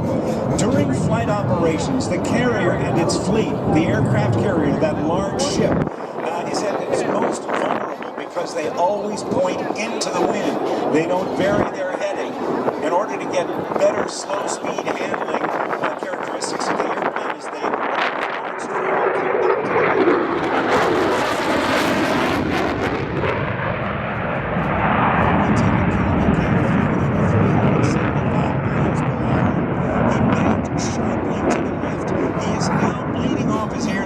When he gets to just over 300 miles per hour, or just under 300, I guess, he will lower the landing gear. If he were on the deck of an aircraft carrier, or approaching the deck of an aircraft carrier, he would lower the tail hook, and he would have just about a 40-foot spot to put that tail hook down to catch one of 3 or 4 wires stretched across the deck of the aircraft carrier. 3/4 mile, call the ball. 443, lightning ball, 84 Calvi. Roger ball.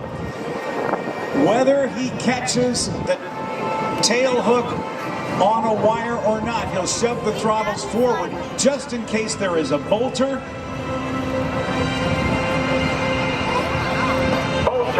Bolter. He shoves the throttles forward and goes around. The gear comes up.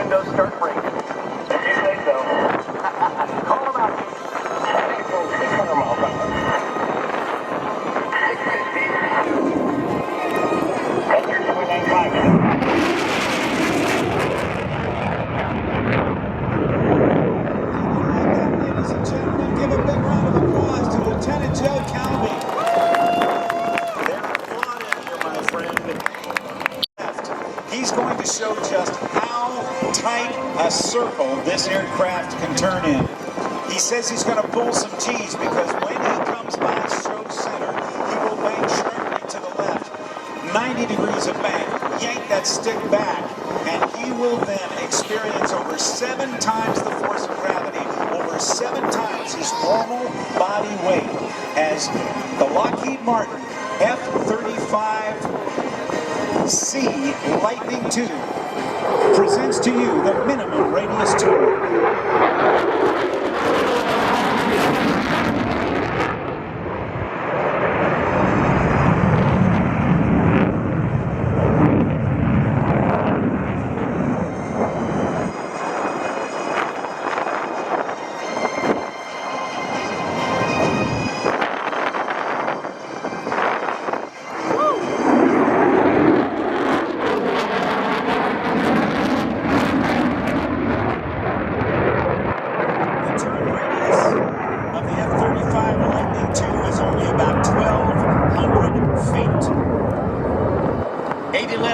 Positioning for his final maneuver of today's performance as he approaches for one last tactical pitch.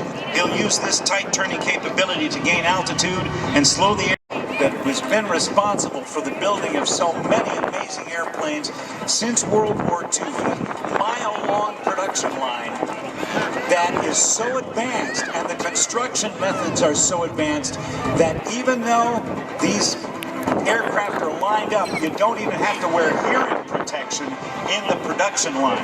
It is quiet, it is amazing, and this is the magic of the Lightning II.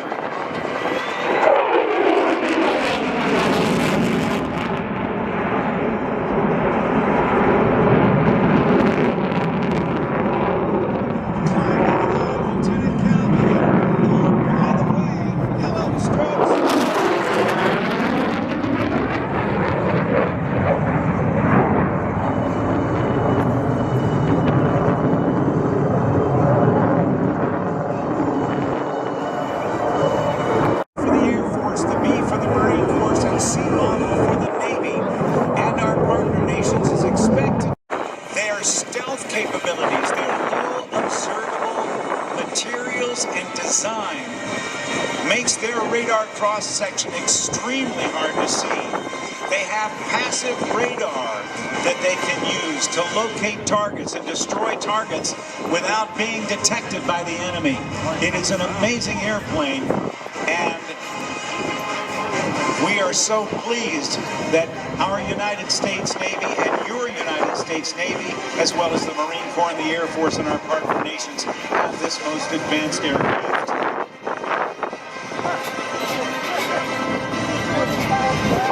What's happening now is that Lieutenant County, 811, and Lieutenant Lieutenant Commander Hinkle, Strokes, are joining up with another pilot, and that is Mark Hubbard. Mark Hubbard was flying the Corsair that we saw take off earlier, and they are going to set up for the of your United States Navy's tailhook legacy flight.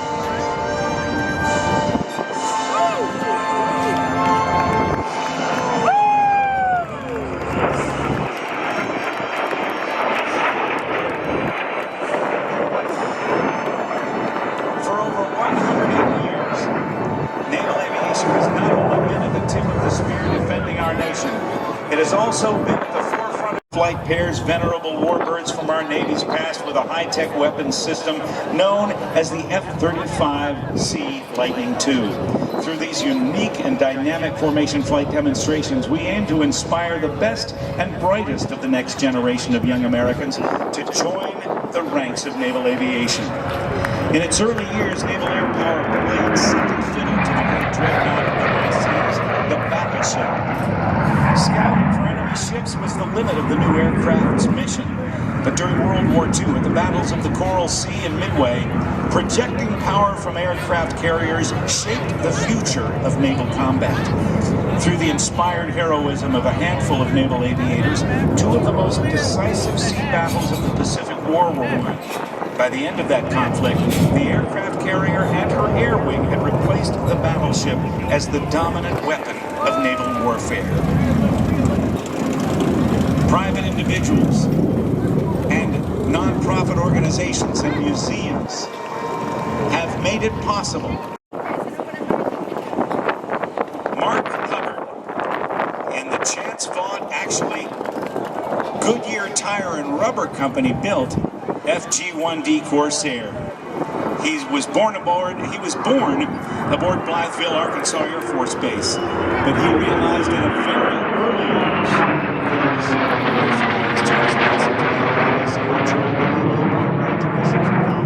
to pursue his passion for flight. He retired as a captain after 28 years of service, a combat veteran with over 5,000. This formation will set up for its final break of the tailhook legacy flight. Let's watch overhead and listen as Mark Hubbard calls the commands for pitch up, break, and roll.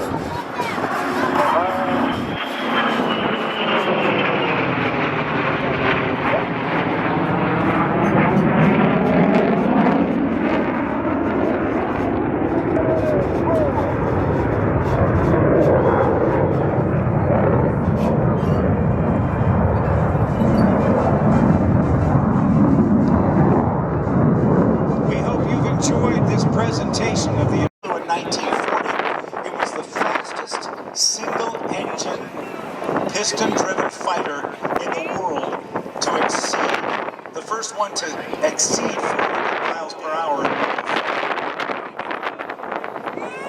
Originally designed for use aboard the carrier,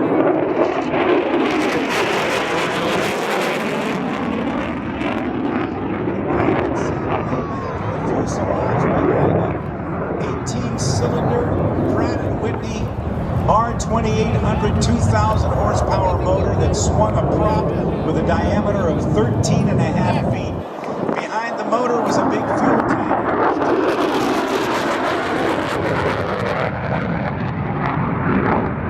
It was very challenging and very difficult to land this airplane on the deck of a carrier because of visibility and other reasons.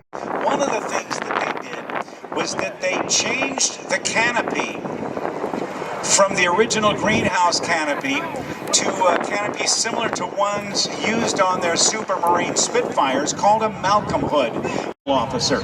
And so the British made it possible for the Corsair to be used on board the decks of carriers. But prior to that time, it was assigned to Marine Corps units, and VF-214, the Black Sheep Squadron, led by then 31-year-old Captain Pappy Boyington, led his band of pilots as 811 and Strokes come by again.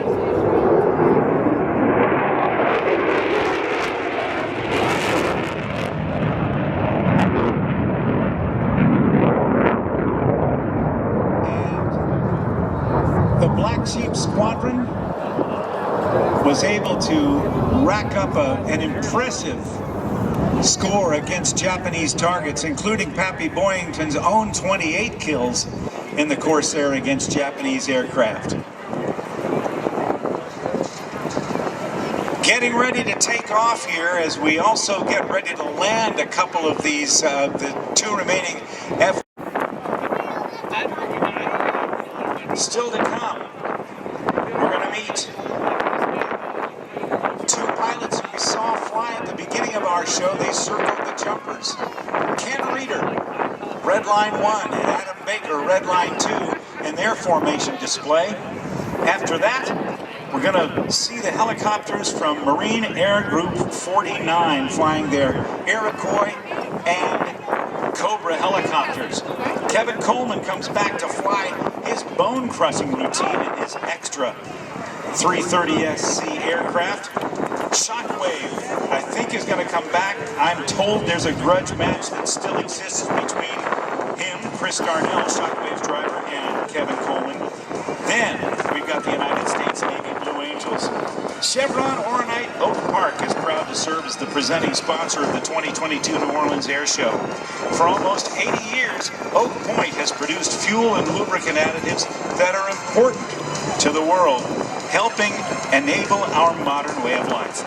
Our specialty additives manufacturing plant services the marine shipping industries, railroads, the automotive industry, and many other applications. Chevron, Oronite, Oak Point, delivering value in many ways, now and into the future. We also want to thank United Rentals, SBD Consultants, Fox 8 Live, iHeartMedia, Southern Eagle and Bud Light, NASJRB Credit Union, and Patrician Management.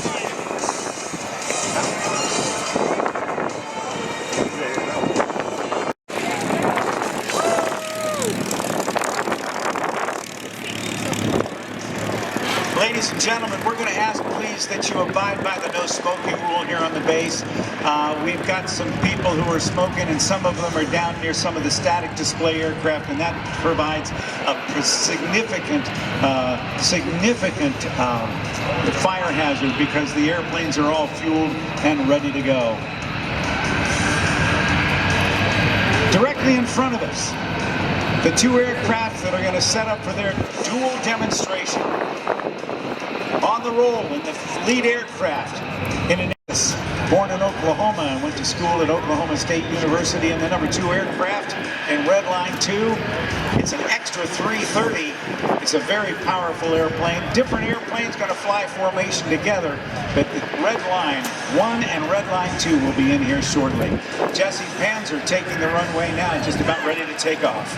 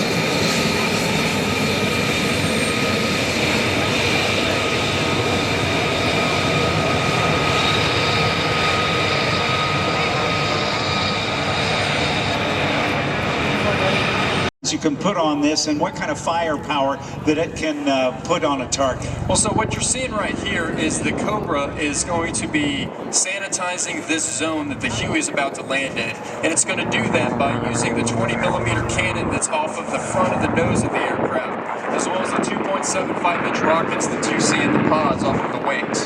Now those 2.75-inch rockets, those are unguided, right? Don't they just kind of shoot kind of like a shotgun? That's correct, yes. We also have, it's called an Advanced Precision Kill Weapons System 2 rocket, which is it's an unguided rocket with a guided system built into it. So we have both capabilities nowadays. And under the chin, that 20mm cannon, explain, there's something very unique about how that is deployed. Yes, we can either use our cameras to guide the gun, but we also have the capability of, based on our helmet and the sight system that we have built into it, we can actually look where we want to shoot, and the gun knows where we're looking, and it will shoot exactly what we're looking at. Wow, so it's a look and shoot capability. You don't have to use some sort of game. It's just turn the head up, down, over 180 degrees of fire. You got it. What are we seeing here? Okay, so the Huey, now that we have eliminated all the threats in the landing zone, the Huey is going to insert the Marines into the LZ. Now this Utility 1, this UH-1 Iroquois helicopter goes back to the 70s. I think over 7,000 of these have been built over the course of but they've distinguished themselves in the Vietnam War. And they sure did. We have since made improvements upon the Huey, and now we have the UH-1 Yankee that you see in front of you. And today is a very special occasion for us because one of the Marines that you're going to see that is getting inserted into the zone is Sergeant Major Christopher Lilly. He is the senior enlisted leader at HMLA 773 Detachment Alpha, and he is rounding out 27 years of service to the Marine Corps, and this is his last flight in the Marine Corps. We're going to see that today. This is going to be bittersweet for him, isn't it? It sure is. It's a great way to go out. Wow, same thing with one of the pilots from the 159th, Colonel Hintz, his feeding flight today. All right, the Marines are out. The Huey, for those of you who maybe remember that Vietnam time, the original Huey had a two-bladed rotor, and it gave a pop, pop, pop, pop, pop, pop. It was very distinctive. This is more powerful and doesn't have two blades. That's true. This has 4 blades now, which you don't get that same sound, but the capabilities are far greater. Because of additional engines, right? Correct. Yeah, the engines are stronger. The rotor blades have better aerodynamic qualities to them. So the whole aircraft is a much bigger improvement from what we started out as. The helicopter in Vietnam with that Bell Huey, the UH-1 Iroquois, started out doing dust-off, slick dust-off and gunship missions. But then it was realized that maybe Bell could build another helicopter that could be built from the skids up as an attack helicopter, and that birthed the Cobra. That's very true, and it's fascinating because from the time they put a pencil to paper to flying the first Cobra at that time, it was about a year. Wow. So when you think about all of the work that went into creating the Cobra and everything that it's done since its design and implementation, it really is incredible. I did not know that. Now what's happening now? So right now what's happening is our Marines in the LZ have identified a threat, and what they will give the pilots is we call it either a 5-line attack or a 9-line attack, and they tell the helicopters exactly where the enemy is, and they're coordinating the attack so that they can get rounds on target and on time. Green smoke means? So there are different colors of smoke, but we use smoke in order to signify to the pilots that the Marines are ready to get extracted from the landing zone, which is what's happening right now. So this precludes the necessity of getting on the radio and giving up vital information. That's correct, yeah, because sometimes communications aren't very good depending on what the situation you're in, but you can always see smoke, especially in a clustered environment. So this is a great way for the Marines in the LZ to communicate with the pilots. We have some very capable air crew in these helicopters. Who do we have flying today? So, in the Cobra, we have Major Zachary Colmer from Mobile, Alabama. We have Lieutenant Colonel Brandon Stockwell from Knoxville, Tennessee.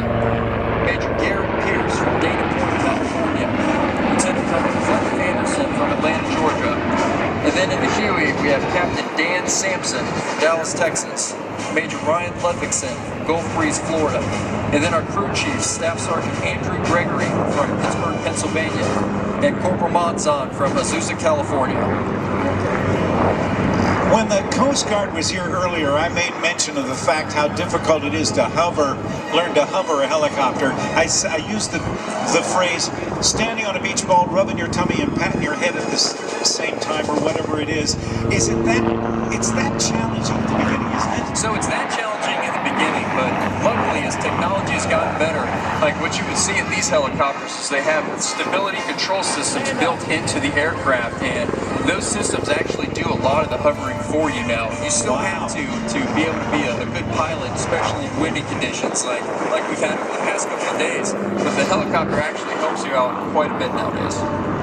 I was not aware that they have push on the right rudder, not rudder pedal, but the anti-torque pedal that changes the tail rotor pitch and enables them to point it any way they want. Ladies and gentlemen, that's Mag 49. How about that? A big round of applause for your United States Marine Corps from right here at JRB New Orleans.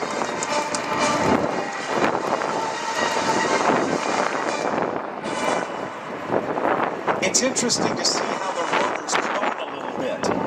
That's right, yeah. So based on all the weight that you see that those rotors are having to lift, that's just part of the. Every day we just think about the majesty that is helicopters and just how these magnificent machines work. I keep thinking of, I've done a helicopter training video. I have never been able to hover a helicopter, but stuff happens that way. But the idea of rotary flight is so fascinating to me because even in course and course that the helicopters should be a lifesaver area.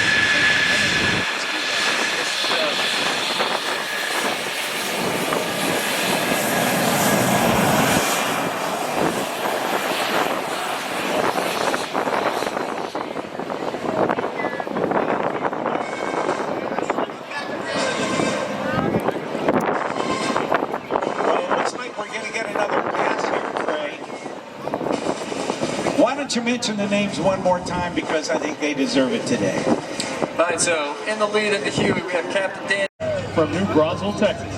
Captain Wheeler is a seasoned pilot with more than 2,000 hours in civilian and military aircraft. The Block 50 rifle you'll see in today's demonstration is equipped with the General Electric F-129 afterburning turbofan jet engine. Ladies and gentlemen, stand up, put your hands together for Captain Fiedler and the F-16 Fighting Falcon.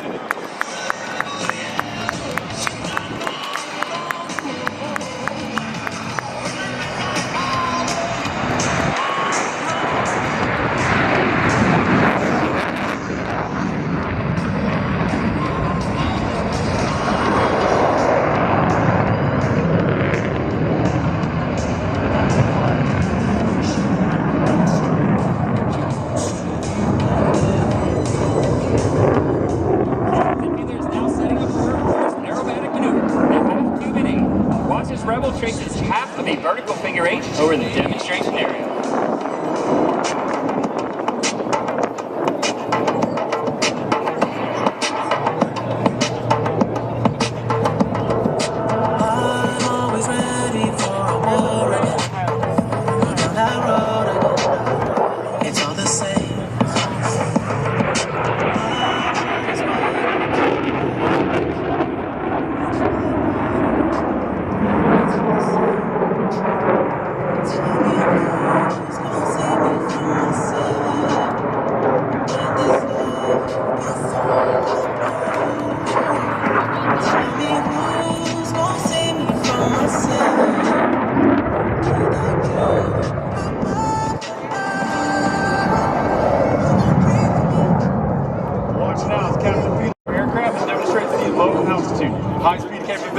F-16. As she passes show center, she'll be traveling just under the speed of sound at 700 miles per hour. That's less than half the Viper's top speed of Mach 2.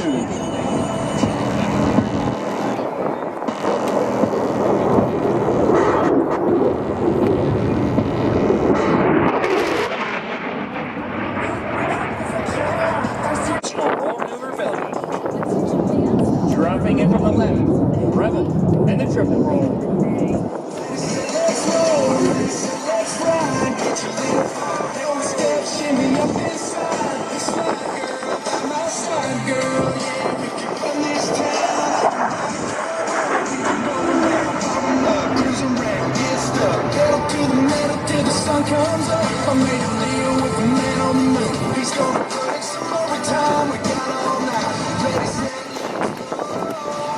In a dogfight, the ability to turn tight is crucial.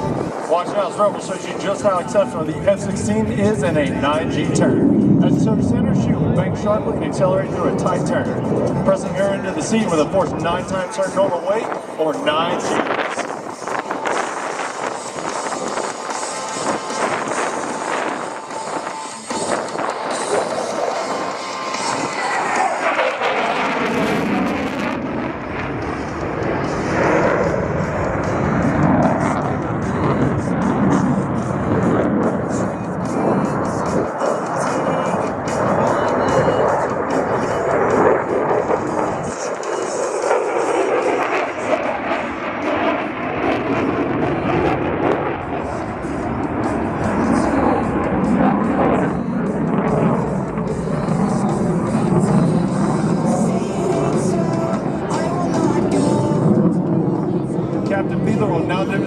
F-16's crisp handling characteristics as she performs a 4-point roll at show center, pausing briefly at each 90-degree increment. Notice the precision at which these individual movements are executed.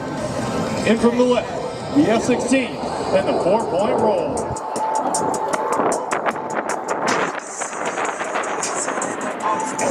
Outside when they pull up, they give me loose. Yeah, jump out, boys. That's Nike boys hopping our coast. Way too big when we pull up. One more time from your right. Watch this rebel unleashes the sound of freedom. Show flirt with the sound barrier. She crosses show center at 950 feet per second. I'm coming in.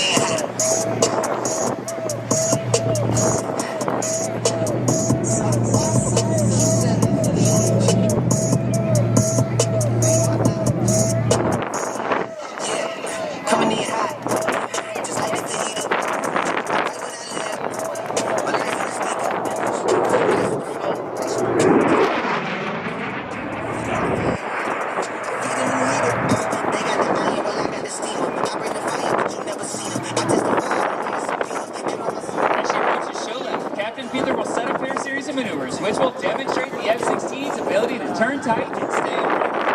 A trait which helps the Viper survive against logical threats. She will then quickly transition from horizontal flight into the vertical. Ladies and gentlemen, from your left, it's the Falcon turn.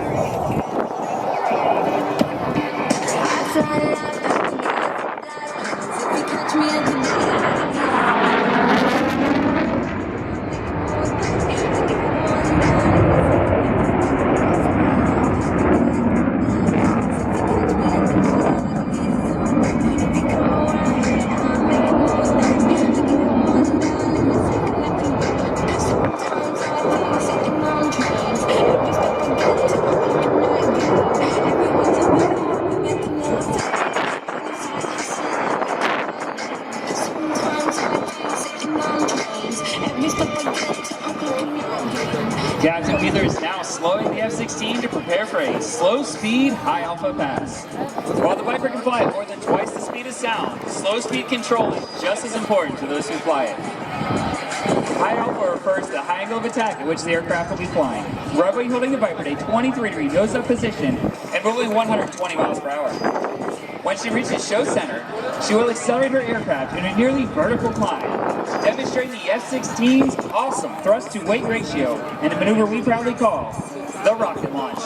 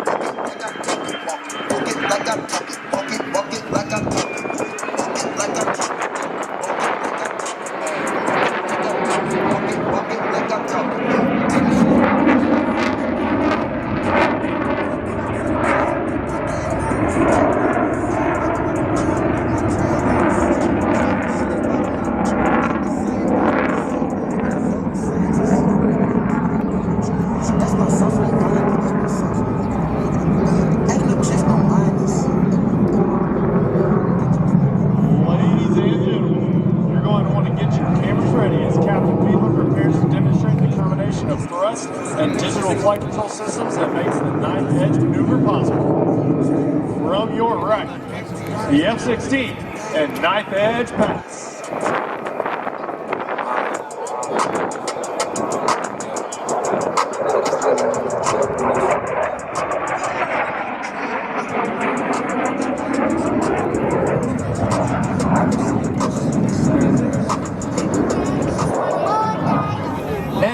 Rebel sets up for a maximum performance climb with a series of aileron rolls. As she pulls back on the stick, you'll see the Viper's exceptional power and rolling ability as she sends it from 300 feet to over 3 miles.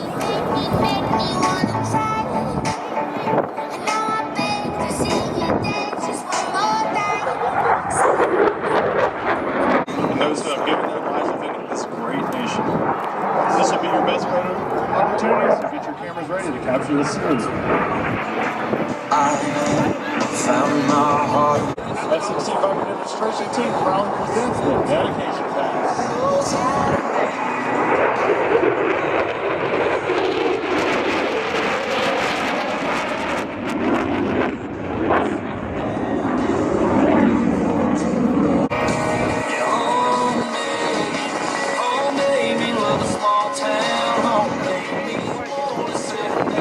see in action today is maintained by our expert team of maintenance professionals in town, West Virginia.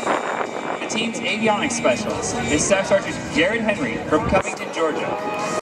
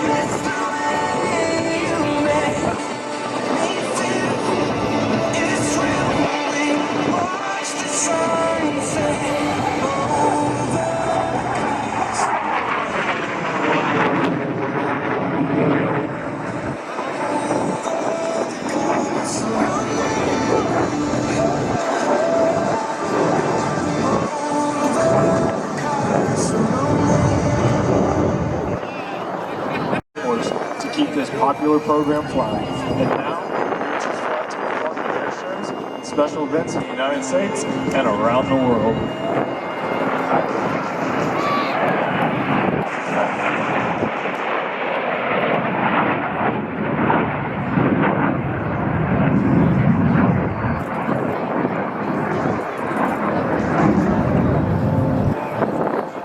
Flying in formation today is Major Kristen Wolf, call sign Bayou, in an F-35, and Captain Amy Fiedler in your United States Air Force F-16.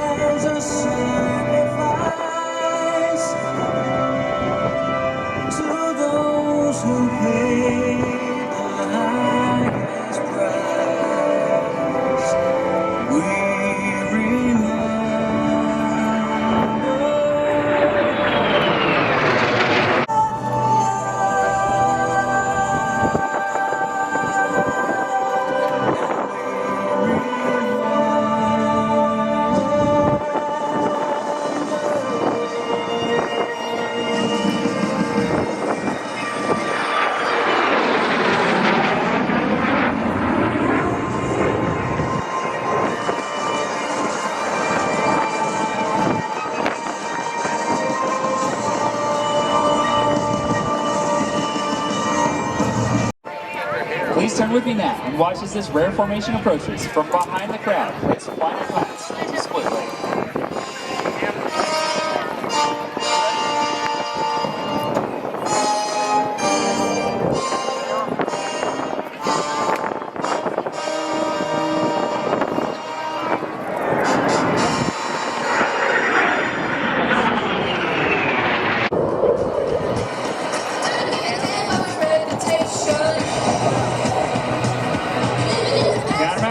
There's one. There's two. Aaron, you're a big wave. There's three. And four.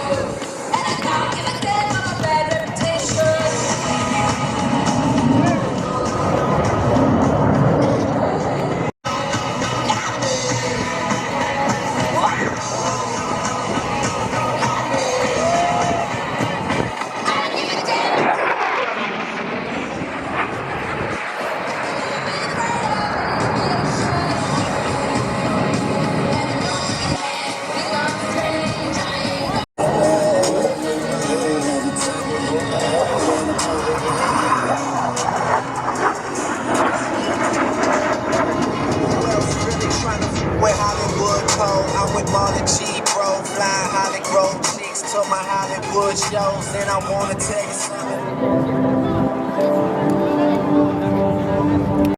Motivated, versatile, and adaptable airmen, your United States Air Force F-16 Fighting Falcon is applying new technologies and capabilities never before employed on a fighter.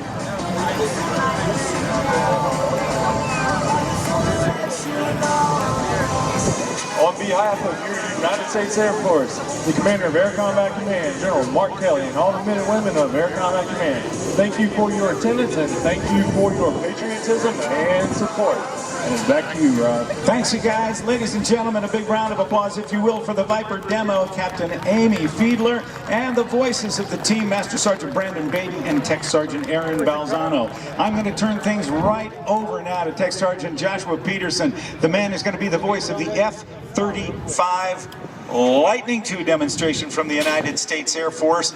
And what are you liking it so far, everybody? Are you having a good day? You have chosen a great day for an air show, and it just keeps on getting better. Your United States Air Force F-35A Lightning II.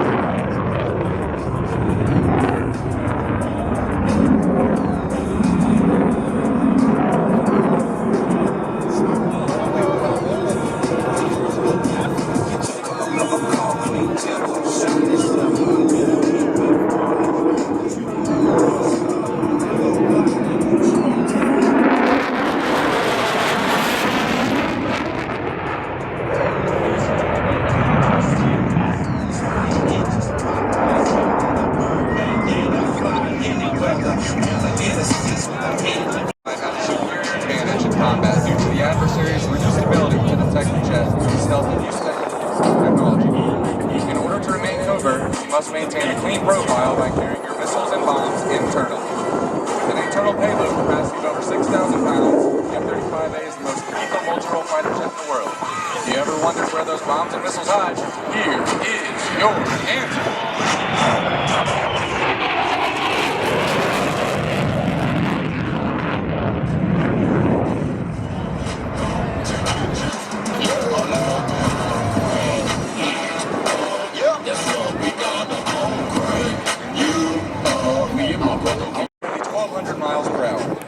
Today we will showcase just a fraction of this engine's capability. Watch now as Major Wolf accelerates just below the speed of sound, covering an incredible 3 football fields per second. If that wasn't impressive enough, she will then pull back on the stick and catapult the Lightning II from 300 feet to over 3 miles. Ladies and gentlemen, prepare for Freedom's Thunder on the high speed pass.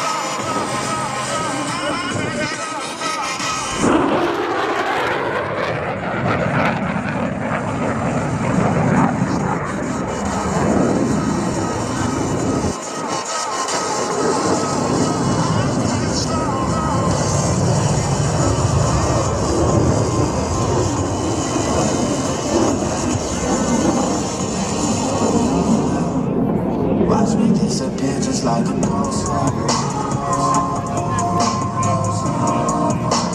Watch me disappear just like a ghost. In a dogfight, combat maneuverability is crucial.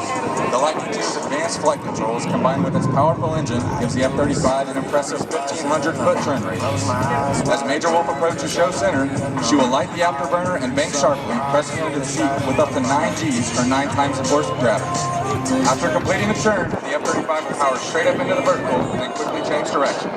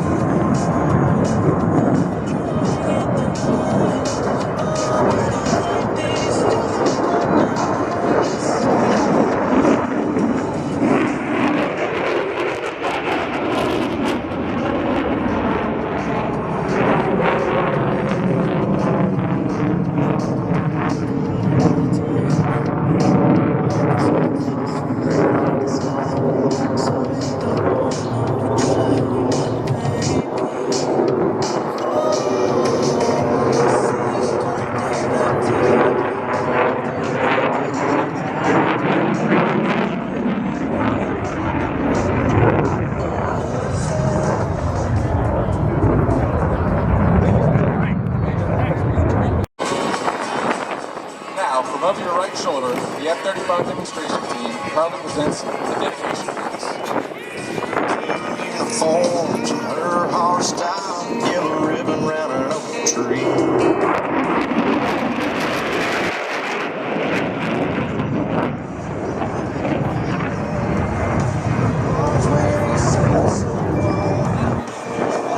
Major Wolf will now demonstrate the Lightning II's crisp agility and handling.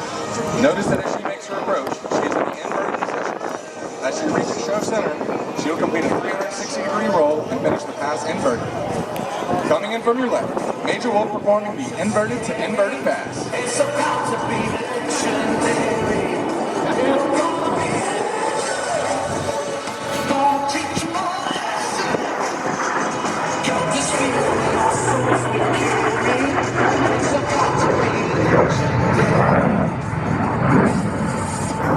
This is what we came for.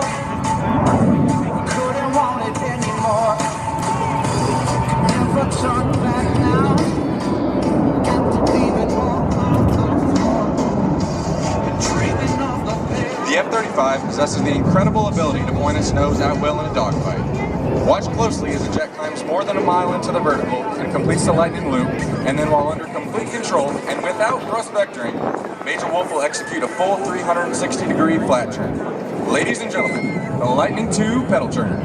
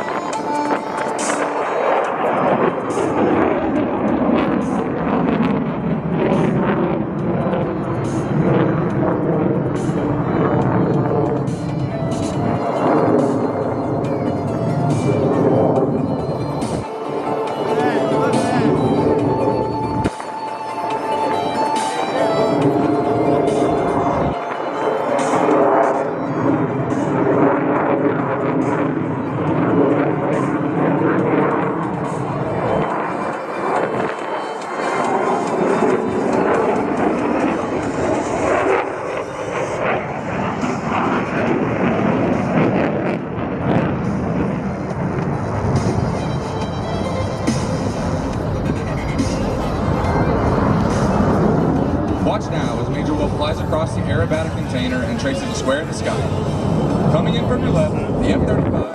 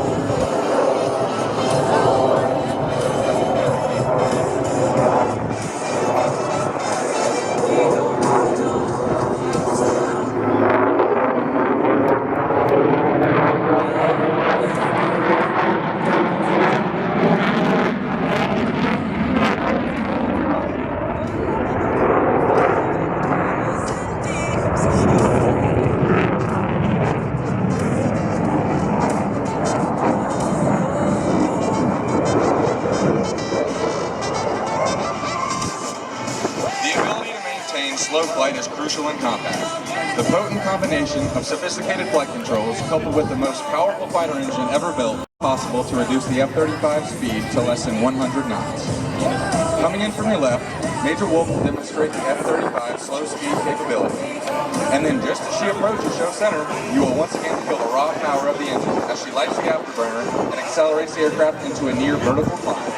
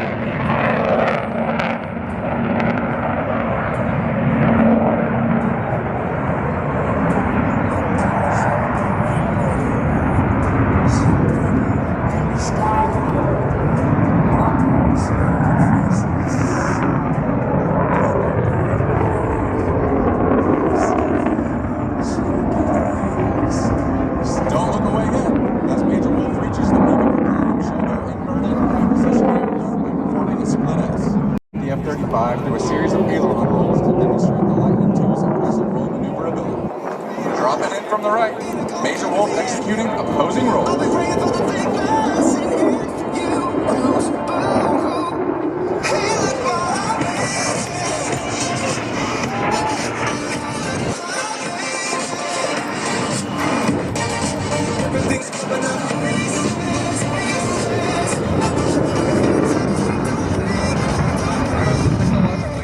Fighter aircraft in the world, the F-35's flight controls give our pilots a distinct advantage to outmaneuver their opponents. As Major Wolf approaches show center, she will complete more than 135 degrees of heading change in just 3 seconds.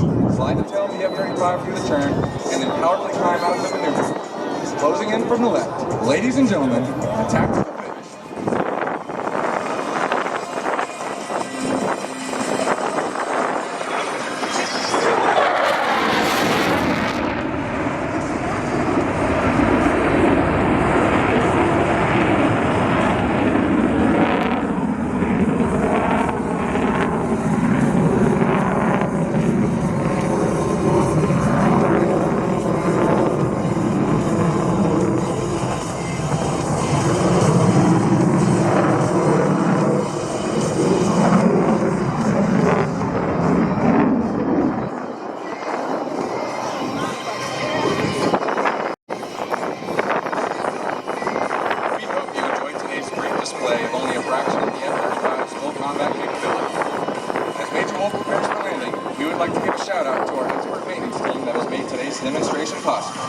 Our F-35 dedicated crew chiefs, Staff Sergeant Matthew Spear from Gulfport, Mississippi, Staff Sergeant Thomas Bristol from Boise, Idaho, Staff Sergeant Jeffrey Williams from Mobile, Alabama, Senior Airman Jessica Pieper from Owatonna, Minnesota, our avionics specialist, Staff Sergeant Zachary Stiles from Dallas, Texas, Staff Sergeant Matthew Cyrus from Pomona, California, Senior Airman Aaron Welch from St. Ignace, Michigan, our aircrew flight equipment specialist, Staff Sergeant Austin Neuvon from Syracuse, Utah, Senior Airman Geraldine McIntyre from Jackson, Mississippi, and our team's public affairs advisors, Staff Sergeant Cody Trimble from Springfield, Oregon, and Staff Sergeant Thomas Farley from Malibu, California.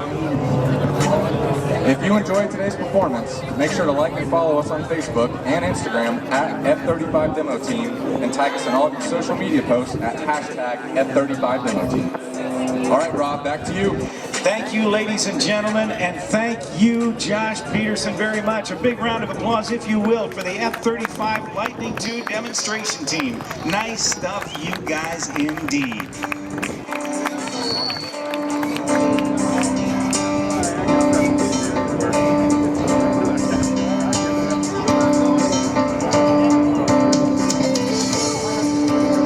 Chevron Oronite Oak Point is proud to serve as the presenting sponsor of the 2022 New Orleans Air Show. For almost 80 years, Oak Point has produced fuel and lubricant additives that are important to the world, helping enable our modern way of life. Our specialty additives manufacturing plant services the marine shipping industries, railroads, who flew for us twice today in the P-51 Mustang known as QuickSilver.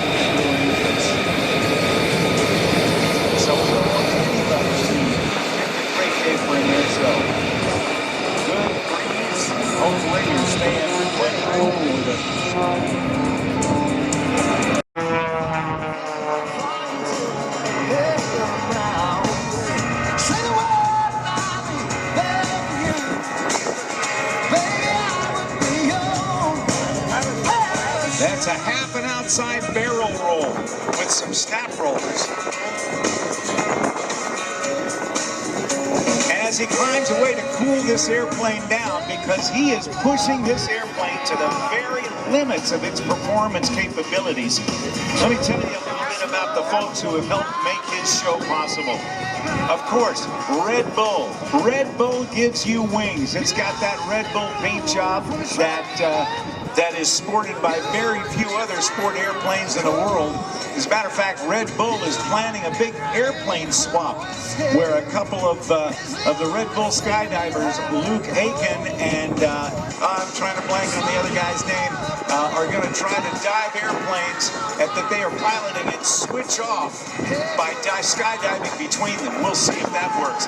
He also wants to thank Textron Aviation, another one of Kevin Coleman's great sponsors. Tempestero, the Hartzell Propeller Company of Piqua, Ohio. I've got a Hartzell propeller on my airplane, and the dependability and the fact that it is built on honor makes a big difference. Also, Tubro Aviation, CJ Aviation, and Concord Batteries. All right, watch him on the downline now. He's picking up speed to close to 300 miles an hour, up through the vertical, climbing now to over 2,000 feet above the ground with point rolls on the upline and then a maximum performance aileron rolls over the top.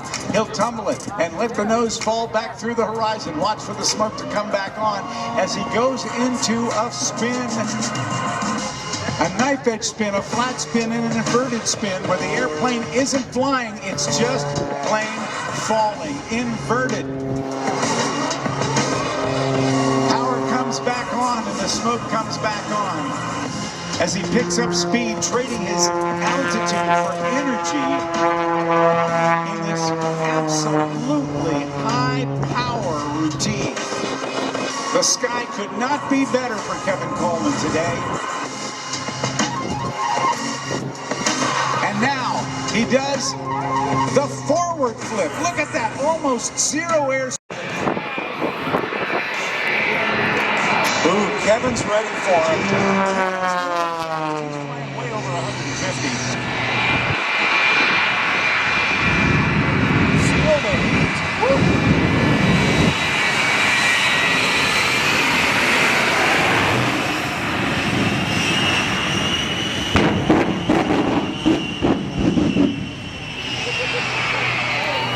I feel it in my chest. All right, the Red Bull Extra, flown by Kevin Coleman, Louisiana guy. We're talking Chris from Missouri, the show me state. But I think Kevin Coleman's... He's been down there getting all primed up.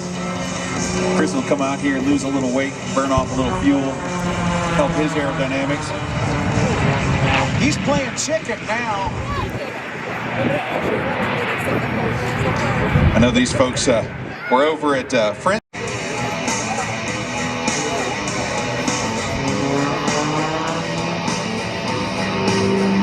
Yeah, so Rob, last night the Spencer family hosted all of us out here to have a bunch of mud bugs and some good food and fellowship, and they came to see this race because this kind of came together in their backyard. As Kevin, a couple more taunts. He's creating his own weather system out there. Yeah, I think he's saying, show me, show you there, Kevin Coleman. This is the case if you want to go back in time to the Broadway of the 1950s from the show Annie, Get Your Gun, if you're old enough to remember any of that. Anything you can do, I can do better. But 7,000 pounds of vehicle versus about a 1,400-pound airplane, and the airplane's got a diving system. Ladies and gentlemen, how many of you think the airplane will win the race? How many of you think the jet truck will win the race? Well, we got a lot of hands in the hats with for the truck. It sounds a little louder for the truck. We'll see what happens because he's diving in now. I think Wayne Rachel will give him, will drop the flag to give him the go-ahead.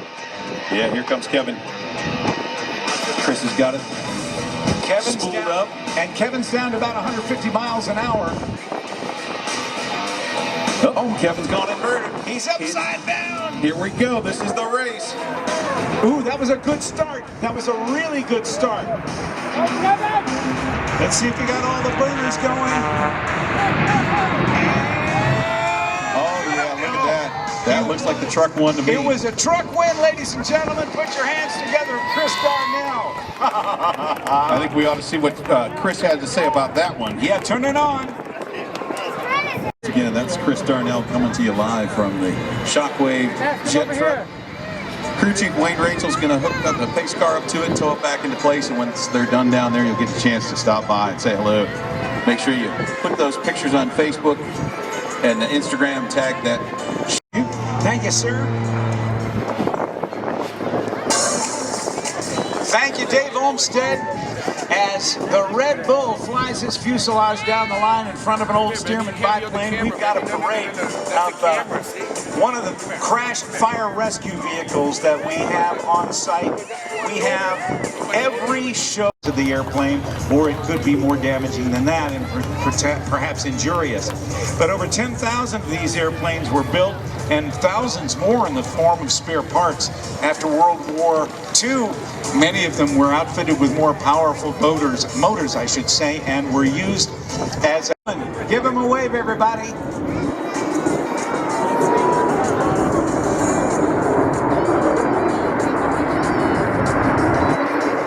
Raptors on the way out.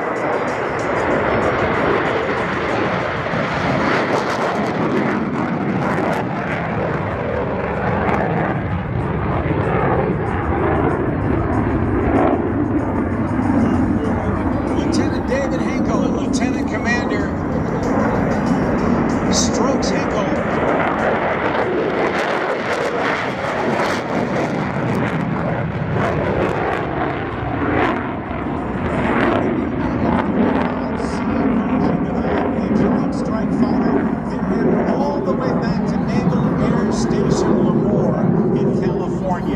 Sure great to have them here this weekend.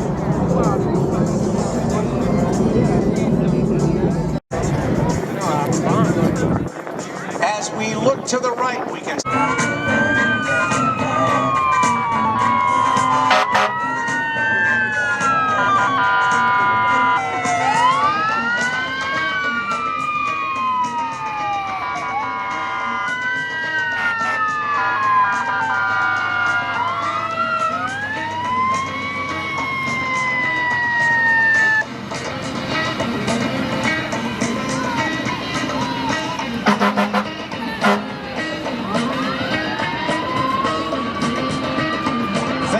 Chief Spreitzer and all of the fire crew here at NASJRB New Orleans.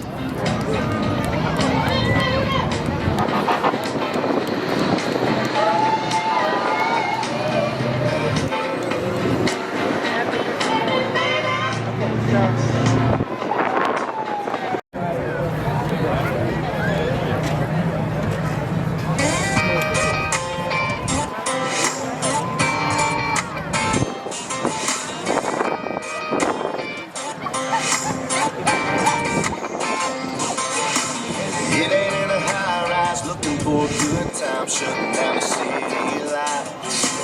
It ain't in the water, floating like a bobber, soaking up that hot sunshine.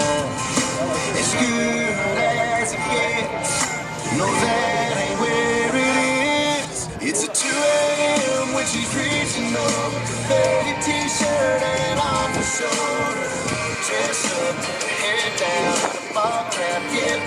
As long as I get that sweet little something late night. Well, ladies and gentlemen, it is now time for me to do something that I am honored to do each and every time that I'm around, and that is to introduce to you the United States Navy Blue Angels. The team, since 1946, has been presenting the best of your United States Navy and Marine Corps. May I ask, ladies and gentlemen, are you ready for the Blue Angels? That's only adequate. Let me try it again. Are you ready for the Blue Angels? The next voice you hear will be that of the narrator for the Blue Angels. He is from Madison, Wisconsin. His name is Lieutenant Griffin Push Pop Stengel. I see him down there. He's ready to go. Ladies and gentlemen, it is with a great deal of pride that I present to you your United States Navy's Flight Demonstration Squadron, the Blue Angels. There's guys under the nose. Good afternoon, ladies and gentlemen. Your United States Navy Flight Demonstration Squadron takes pleasure in performing for you this, our third flight demonstration of the 2022 season. I'm Lieutenant Griffin Stengel, narrator for the Blue Angels. Since 1946, the Blue Angels have had the unique privilege of demonstrating to the American public the precision techniques of naval aviation, hoping to inspire a culture of excellence and service to country. The maneuvers you will see demonstrated here this afternoon are coordinated tactical techniques developed by Navy and Marine Corps pilots in both peacetime training and actual combat. These maneuvers are neither stunts nor daring feats, but are refinements of basic techniques taught to every prospective naval aviator.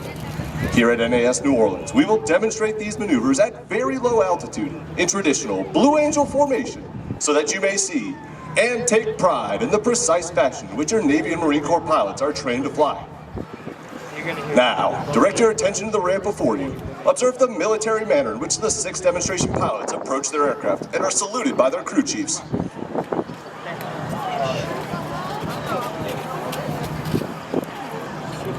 Ladies and gentlemen, Flying Blue Angel number 1, the commanding officer and flight leader of the Blue Angels, from Fargo, North Dakota, Captain Brian Kesselring.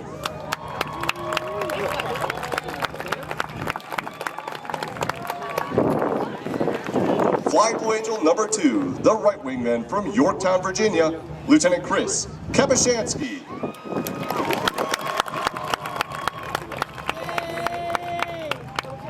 Flying Blue Angel number 3, the left wingman from San Francisco, California, Lieutenant Scott Goosens.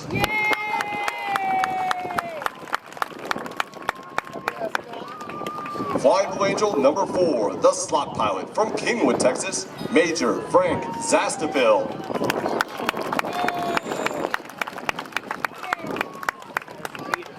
Flying Blue Angel number 5, the lead solo from Atlanta, Georgia, Lieutenant Commander Kerry Rickoff.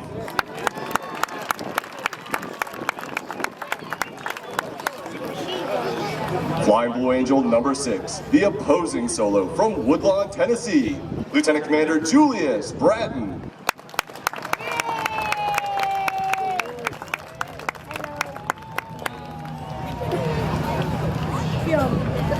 That video is so good.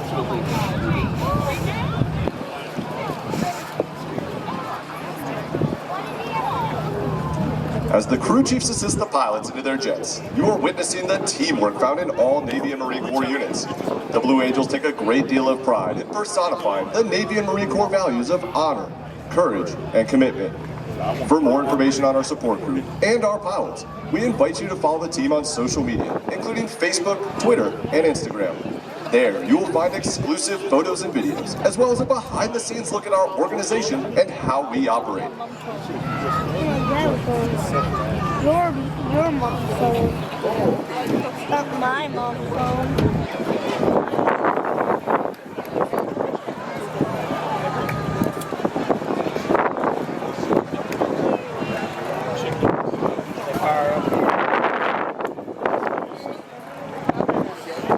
The Navy's Flight Demonstration Squadron, the Blue Angels, is the oldest performing U.S. military aviation demonstration team. Since 1946, the Blue Angels have brought naval aviation to men and women of all ages across America. We were first based at Naval Air Station Jacksonville, Florida, flying F-6F Hellcats. We continued flying Grumman Corporation aircraft for 22 years, transitioning in late 1946 to the more powerful and faster F-8F Bearcat. In 1950, we transitioned to jet aircraft with the straight-wing F-9F2 Panther, the predecessor of the swept-wing F-9FA Cougar, which we received in 1955. In 1957, the Blue Angels became equipped with high-performance aircraft with the arrival of the supersonic F-11F Tiger. In 1969, we received the McDonnell Douglas F-4 Phantom and flew this supersonic jet until 1974 when we transitioned to the A-4 Skyhawk. In 1987, we acquired the F-18 Hornet and demonstrated its reliability over 34 show seasons. We are now in our second year of flying the combat-proven Boeing F/A-18 Super Hornet.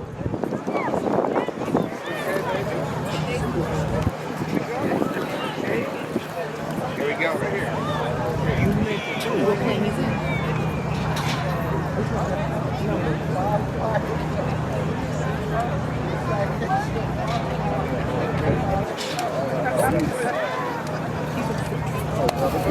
Thank you, bro.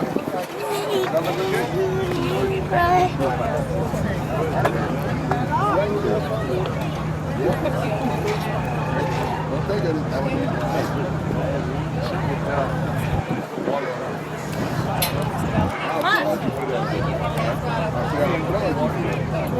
here.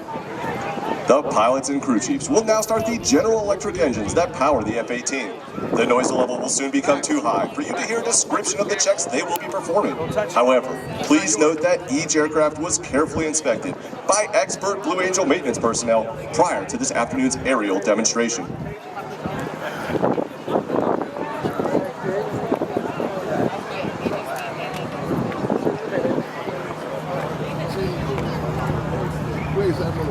The Blue Angels fly the Boeing F/A-18 Super Hornet, a multi-mission strike fighter, versions of which have been operational throughout the fleet since 2001.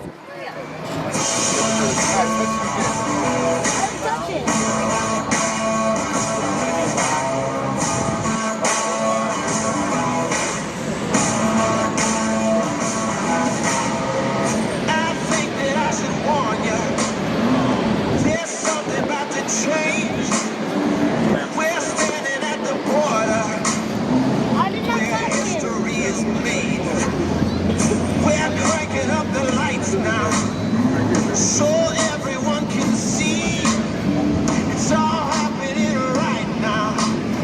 We're gonna make you believe it's about to get crazy. It's about to go down. It's about to get crazy. It's gonna be loud.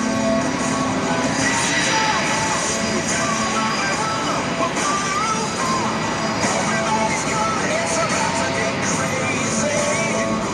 It's about to go down. It's about to go down. We'll make the whole world hear us. So throw your hands up high. To show you why they beat us.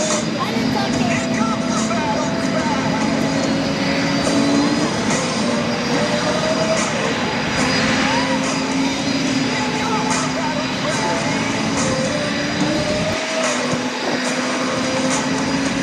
It's about to get crazy. It's about to go down. It's about to get crazy. It's gonna be loud. This is all. We're on the roof. Everybody's going. It's about to get crazy. It's about to go down. It's about to get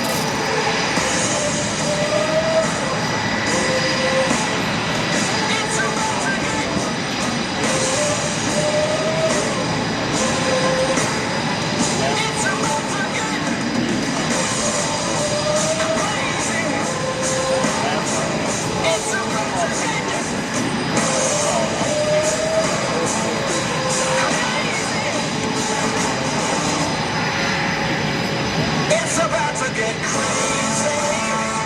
It's about to go down. It's about to get crazy. It's gonna be loud. This is all.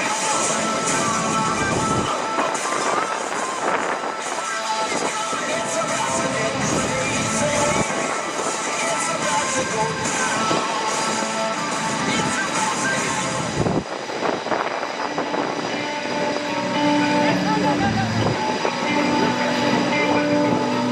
company, always on the run. A destiny, oh, it's the rising sun.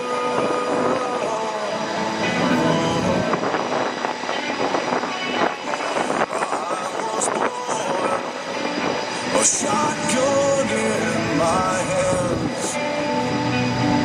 Behind the gun, I'll make my final stand. Yeah, that's why they call me Bad Company.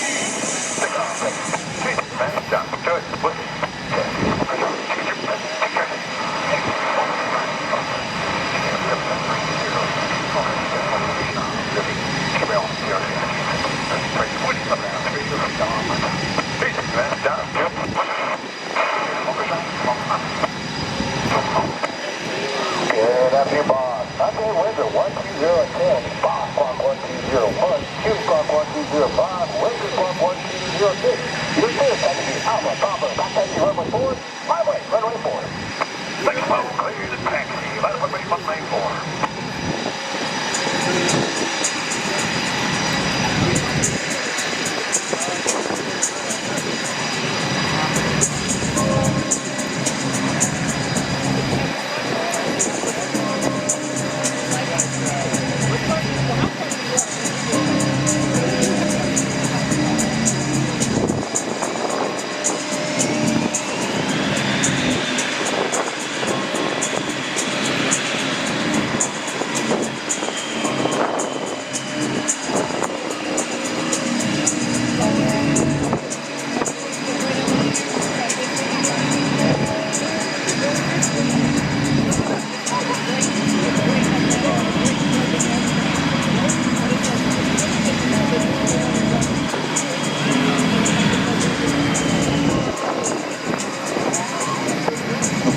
Taxi in tight formation, just as you will see them performing this afternoon.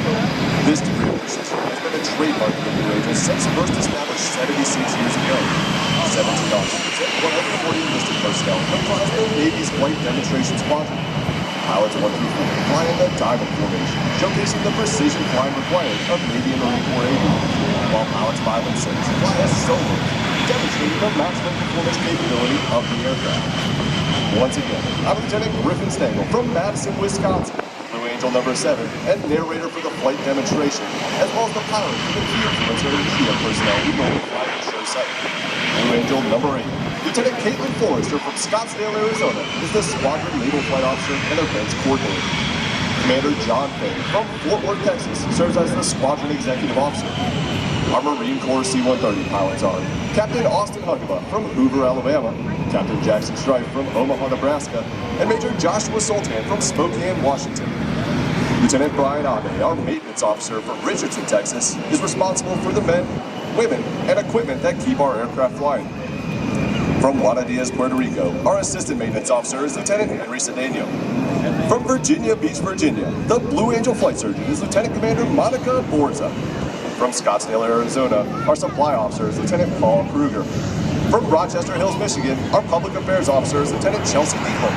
Our Boeing technical representatives are Mr. Jack Ralph from Fort Worth, Texas, Mr. Todd Lawson from Tigard, Oregon, and Mr. Landy Harnishfinger from Nantucket, Massachusetts. Our financial management analysts are Mr. Bora Valentino from Hazlet, New Jersey, and Miss Deborah Johnson from Pensacola, Florida.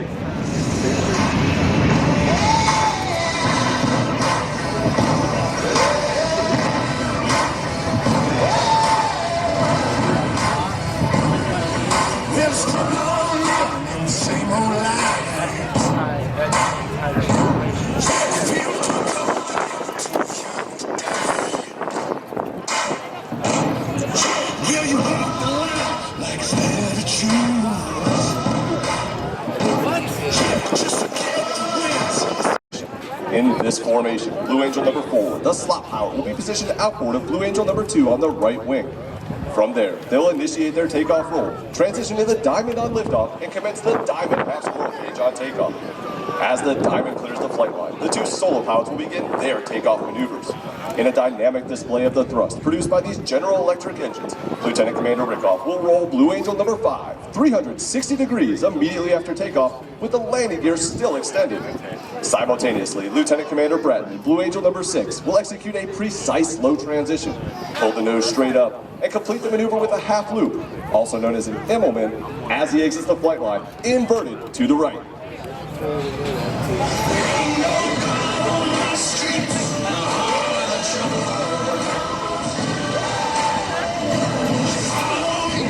They're on the runway now, establishing fingertip formation. They'll accelerate their engines to 85% power. Carefully check their engine instruments and give Captain Kesselring a thumbs up, indicating they're ready to go. With a signal from each of his wingmen, Captain Kesselring will call for the selection of afterburner, and the Blue Angel Diamond will initiate this afternoon's aerial demonstration. Accelerating at 150 miles per hour, he'll pull back on the stick, flying the formation into the air. Immediately after liftoff, Major Zastico will call for the landing gear and flaps to come up as he moves into the slot position, and they'll commence the Diamond half squirrel cage on takeoff.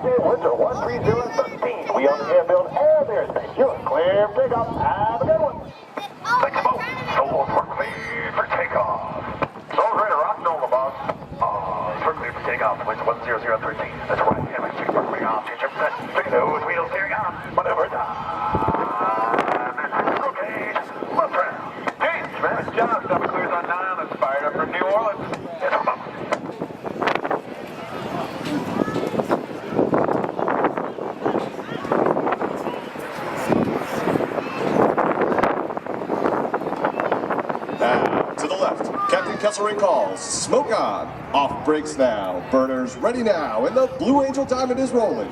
As they pass before you, you will notice that the smoke is no longer visible while the engines are in afterburner.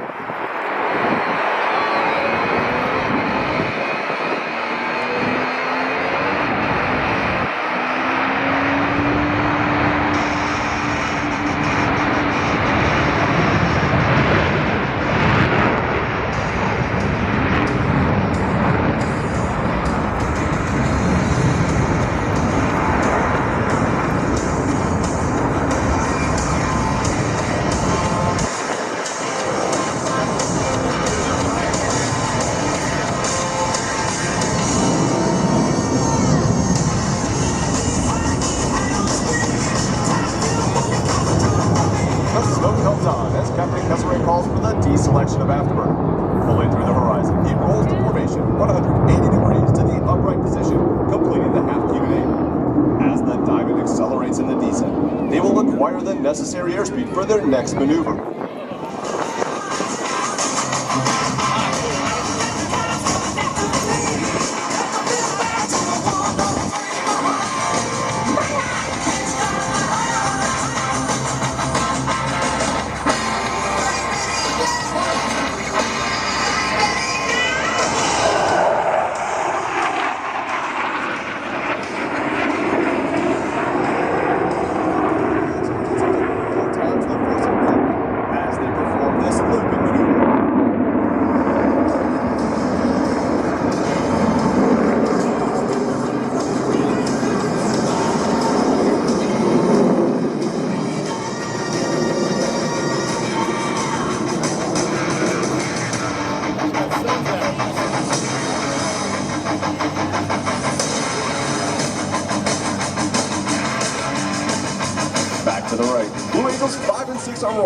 Blue Angel number 5 will complete the dirty roll-on takeoff, while Blue Angel number 6 executes a precise slow transition and pitches up vertically at 6 times the force of gravity.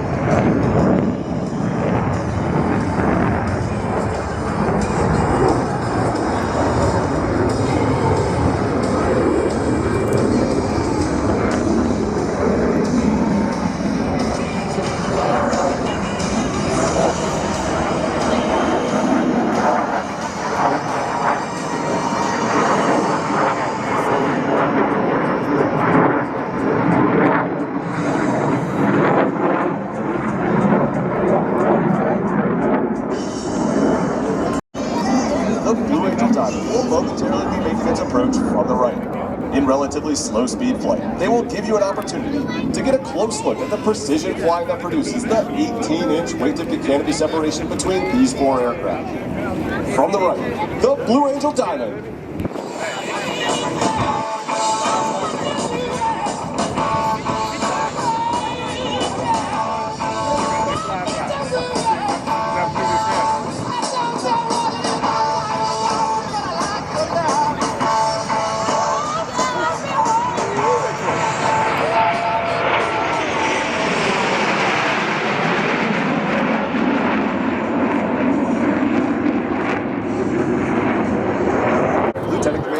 Lieutenant Commander Brett will roll their aircraft to 90 degrees angle of bank and push forward on the stick as they perform the opposing knife edge pass.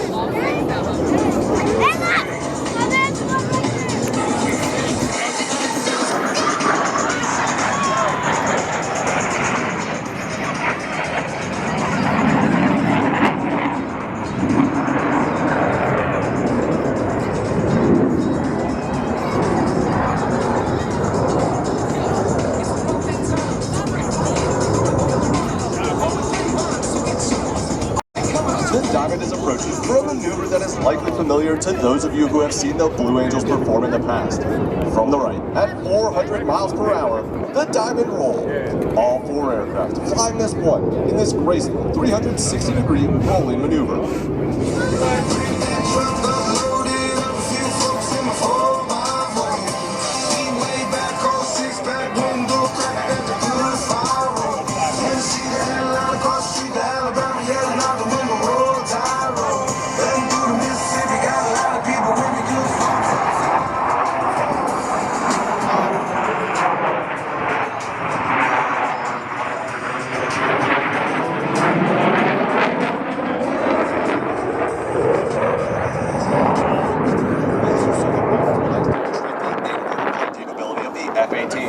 Approaching inverted from the left and right.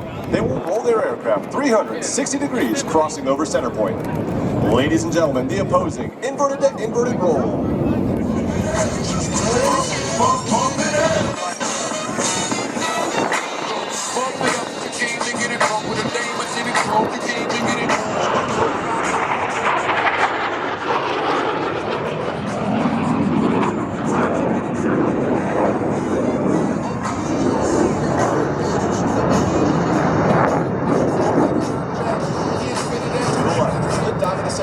Next maneuver. Approaching center point on Captain Kesselring's command. All 4 pilots will simultaneously roll their aircraft 360 degrees as they perform the Diamond aileron roll. Here's Captain Kesselring. I think it's fine. I think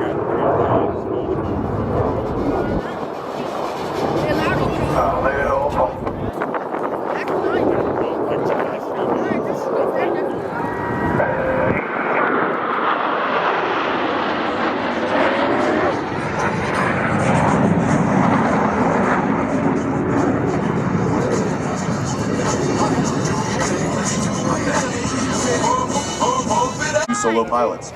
To the right, Lieutenant Commander Rickoff and Lieutenant Commander Brett will establish a mirror image formation. However, look closely as both aircraft are in the carrier landing configuration as they approach for a maneuver we call the Fortus.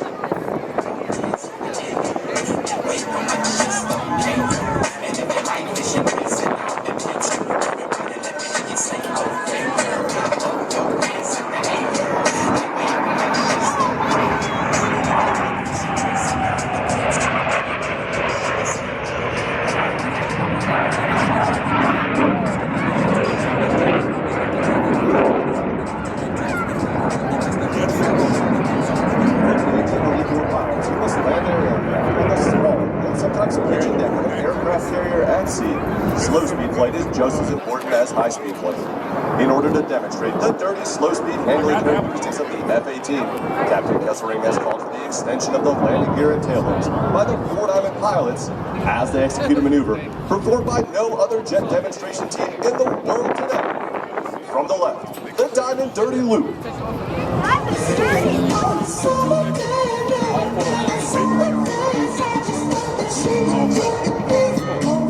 Sundress with you on my arm.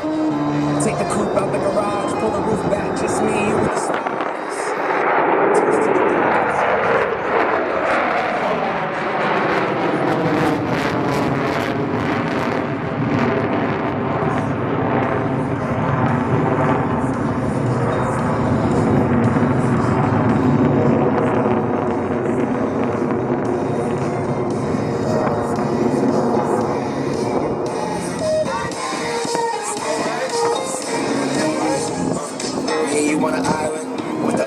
Stuck in your iris. We comfortable in silence, but I prefer really wild.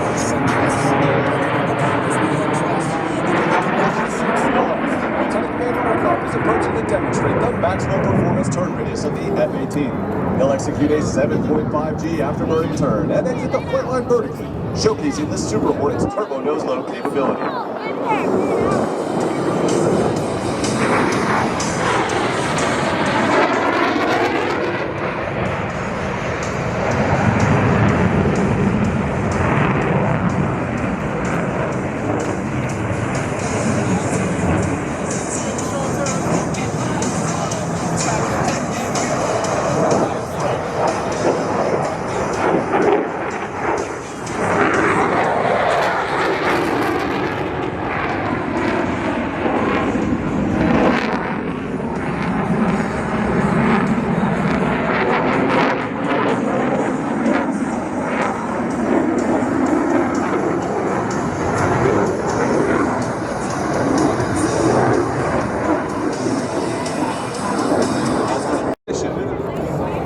gentlemen, the Blue Angel, double Farble.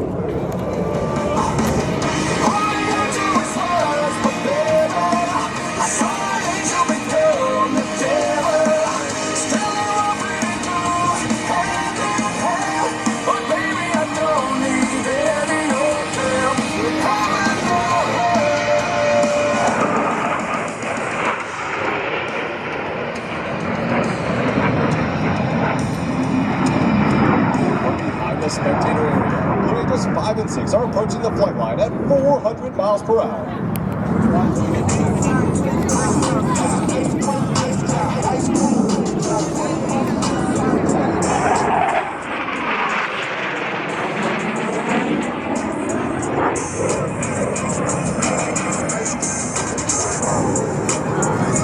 Having pulled their aircraft 270 degrees and crossed with minimum separation, observe as both pilots sustain 6 times the force of gravity to cross their aircraft over show center.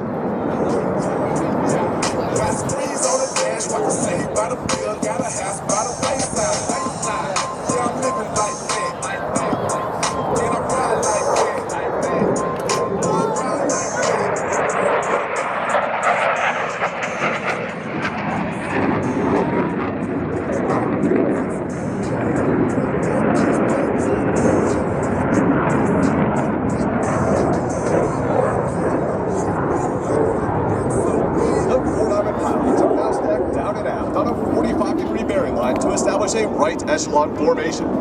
From the right, at 378 miles per hour, the Blue Angel Echelon Parade.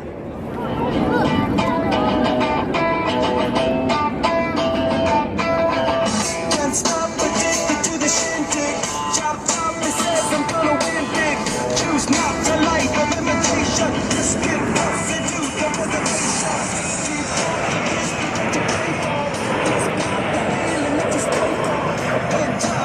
To be a best friend, Eastside love is living on the west end.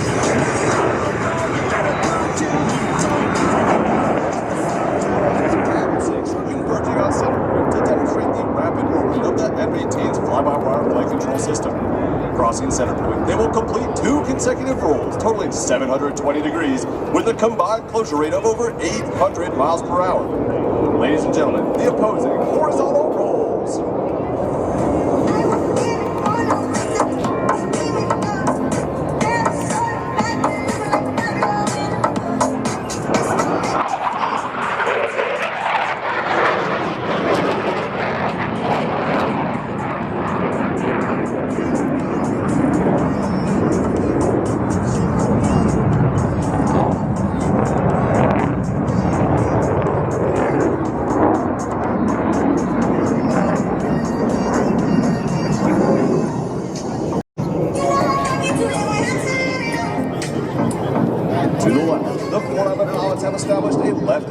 Formation. Approaching center. Captain Kesselring will roll the formation 360 degrees into the 3 wingmen.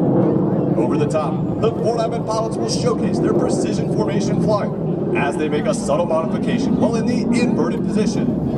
Ladies and gentlemen, the Blue Angel changeover roll. Just say the word, don't part the sea. Just come over here and sit next to me.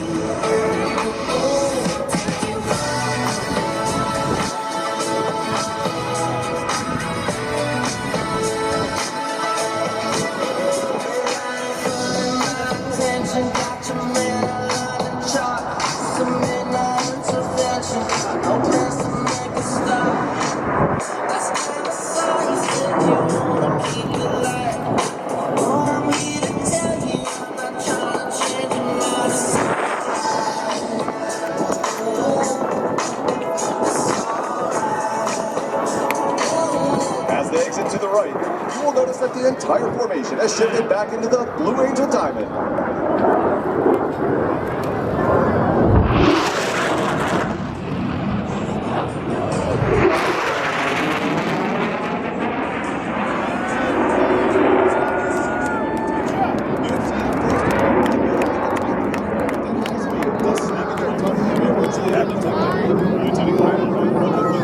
A series of vertical rolls while Lieutenant Commander Ringoff completes his rendezvous with the Diamond to the right.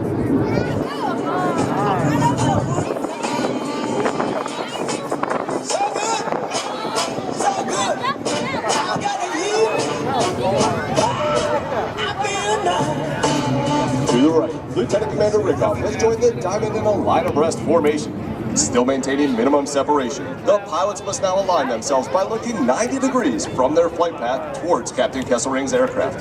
They'll climb up through vertical, under heavy G, as they perform the very difficult 5-plane line abreast loop.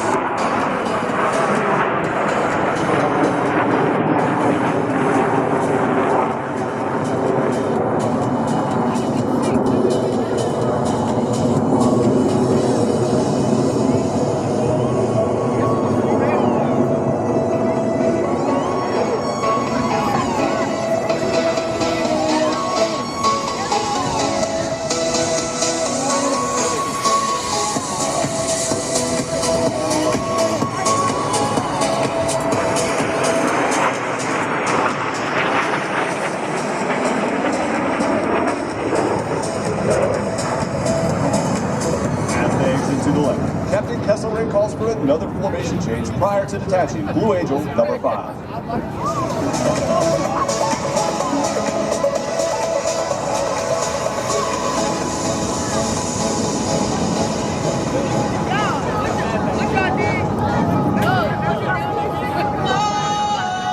Sometimes I get a feeling, yeah.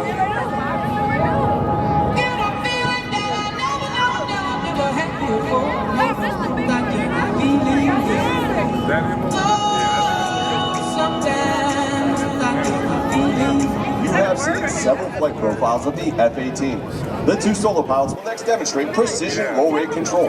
Approaching center point, they will roll their aircraft 360 degrees, pausing after each 90 degrees of rotation, crossing center point in the inverted position. Ladies and gentlemen, the opposing 4-point hesitation roll.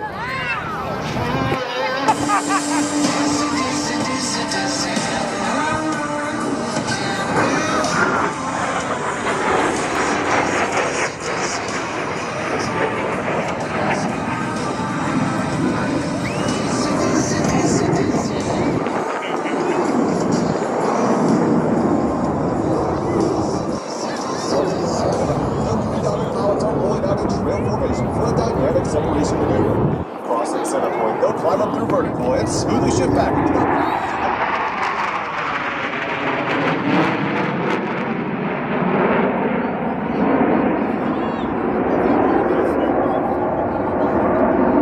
Ladies and gentlemen, the Blue Angel, vertical break.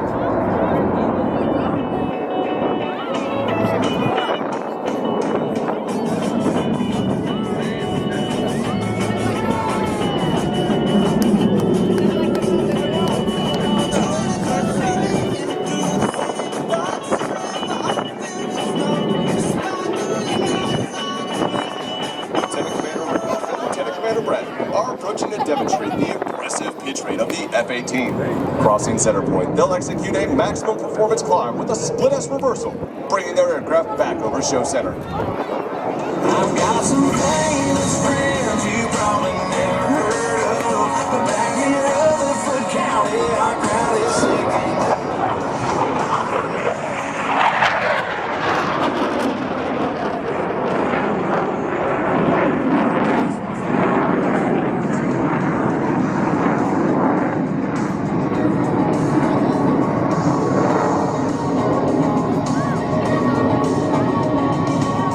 My buddy Jason, he's a sheriff.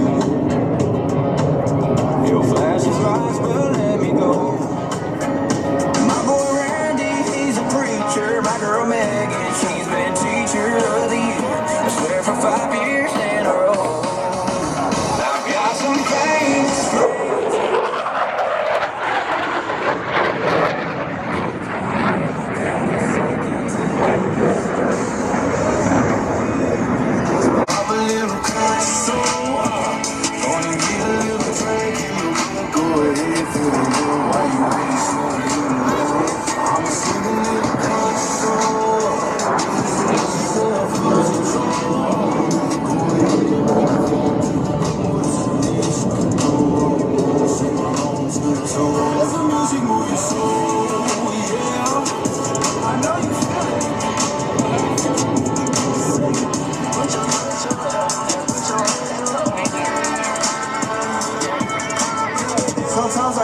As the formation pulls the level, each pilot will perform an individual brake turn and exit the flight line in a separate direction. The Blue Angel, barrel roll brake.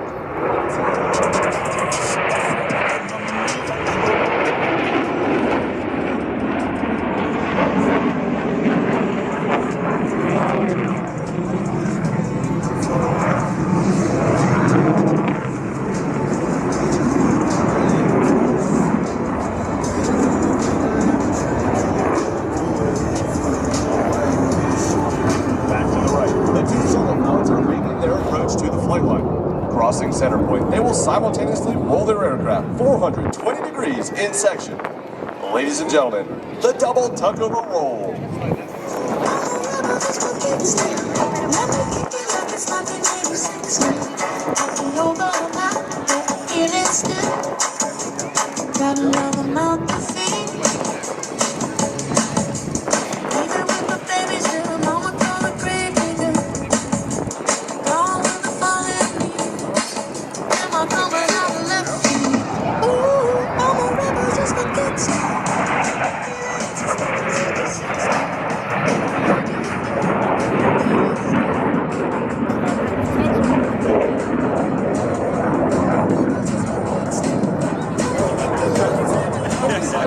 Captain Corsair is rolling out the diamond formation for another dynamic maneuver, the low brake cross. Approaching center point, each pilot will perform an individual brake turn and exit the flight line in a separate direction.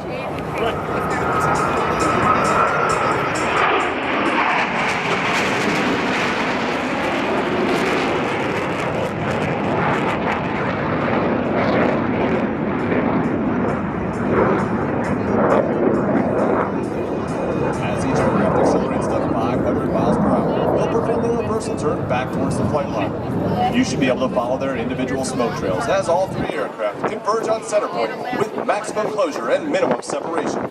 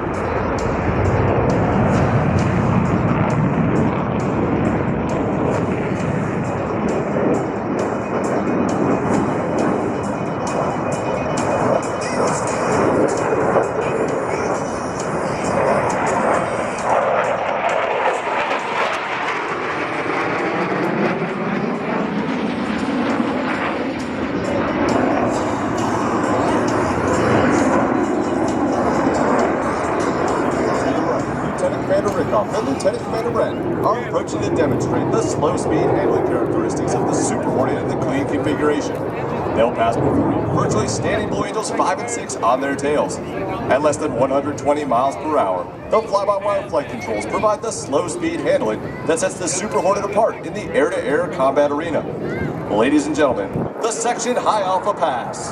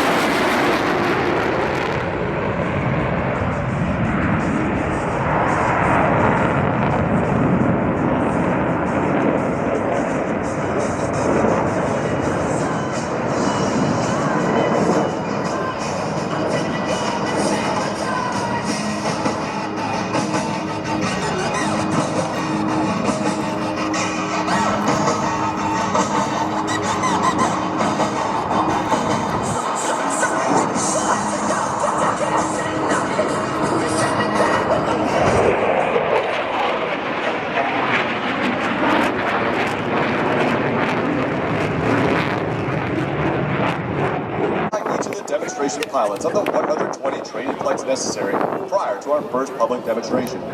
Our show season opened on the 12th of March and runs through early November. The Blue Angels will perform 65 flight demonstrations this season while visiting 32 cities throughout the United States. The next portion of our flight demonstration will showcase all 5 aircraft flying together in formation.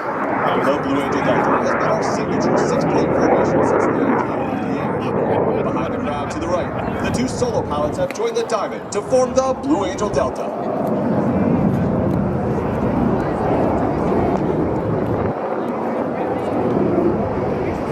From the right, at 400 miles per hour, the Delta roll. All 5 wingmen maintaining position as they roll 360 degrees over center point. Just trying to break even. Sometimes your heart's pounding out of your chest. Sometimes it's just beating. Some days you just what all you been given. Some days you just get by. Some days you're just good. Some days you're good. I'm a better down. Blues a little bluer up in the sky. Your highs a little high. You feel that fire you've been missing. Some days you're good.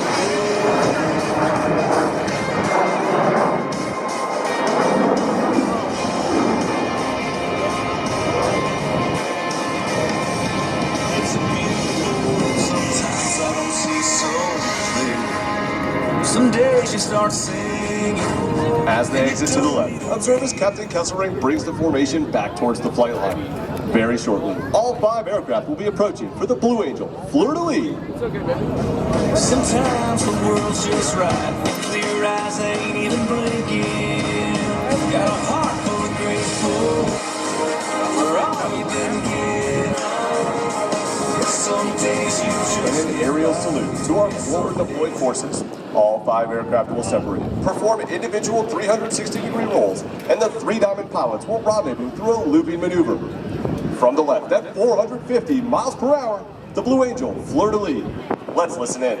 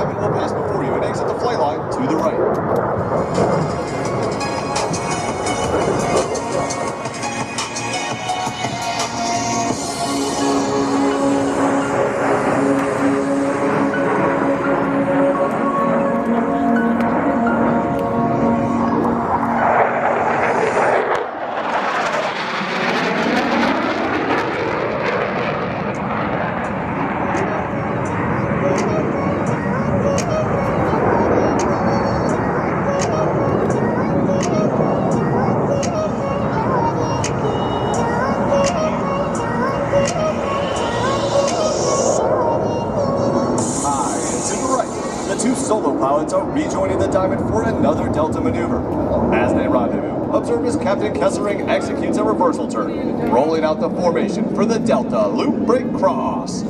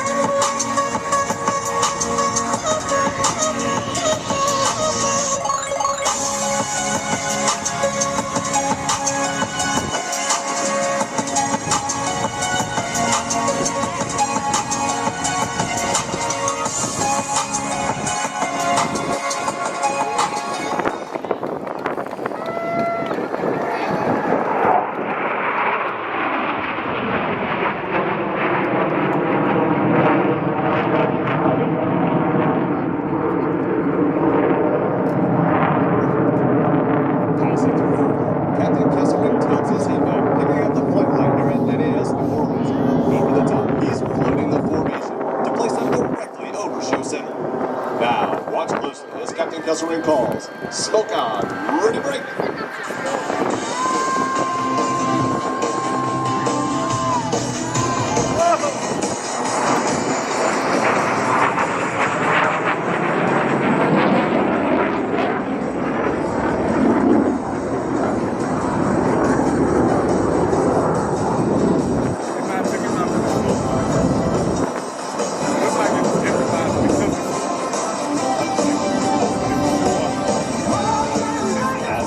Accelerates to 500 miles per hour. They'll perform a half-Cuban-A reversal turn.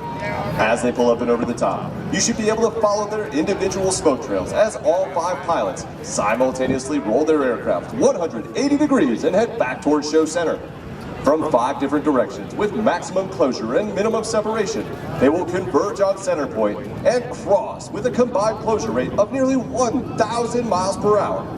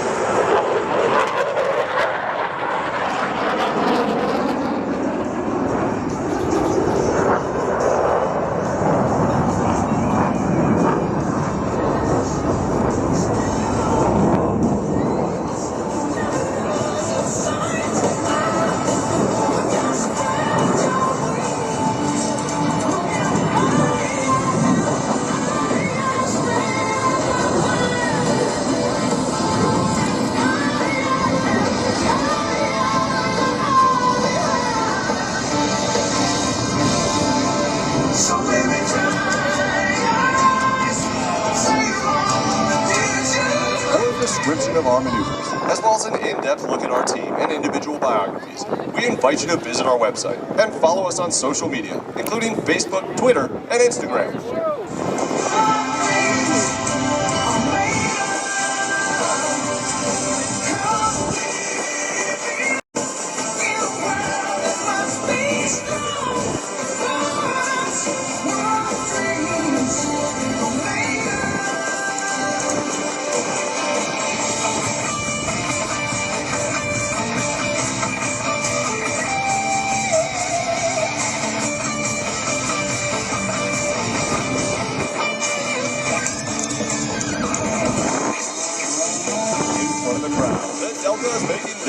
To the flight line. Approaching center point, the entire formation will separate in dramatic fashion.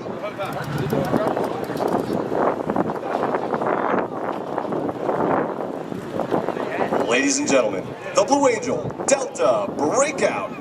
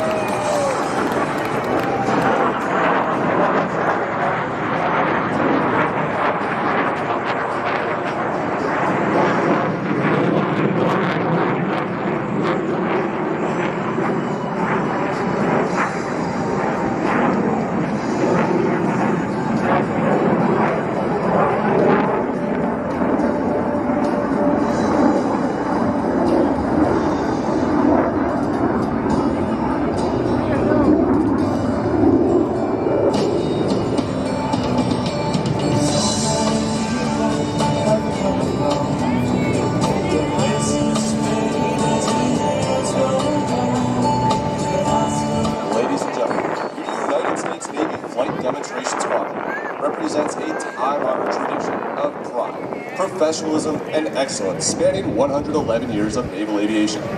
The 2022 team takes a great deal of pride in saluting Navy and Marine Corps aviators, maintenance crews, and support personnel everywhere. From the right, your 2022 Blue Angels.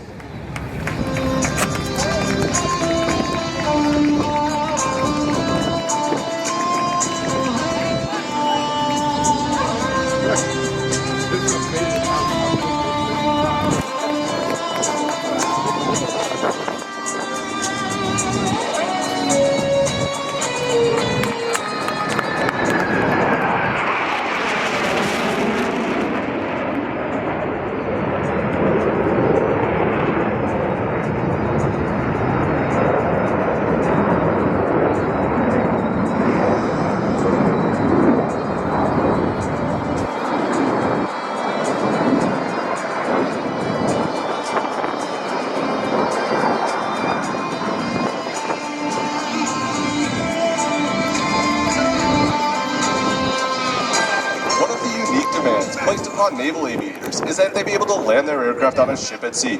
Whether it be a tactical jet, a propeller-driven aircraft, or a helicopter, each requires skill which the naval aviator must master. In order to perfect this skill, Navy and Marine Corps pilots spend a great deal of time in the landing pattern practicing carrier approaches. In front of you now, Captain Kesselring and his wingmen are demonstrating a simulated carrier pattern. Approaching the runway from the right, Captain Kesselring is confirming that the landing checks have been completed and that each aircraft is in fact ready to land. Rolling out on final, they make constant power and lineup corrections, maintaining the optimum rate of descent for the proper touchdown point.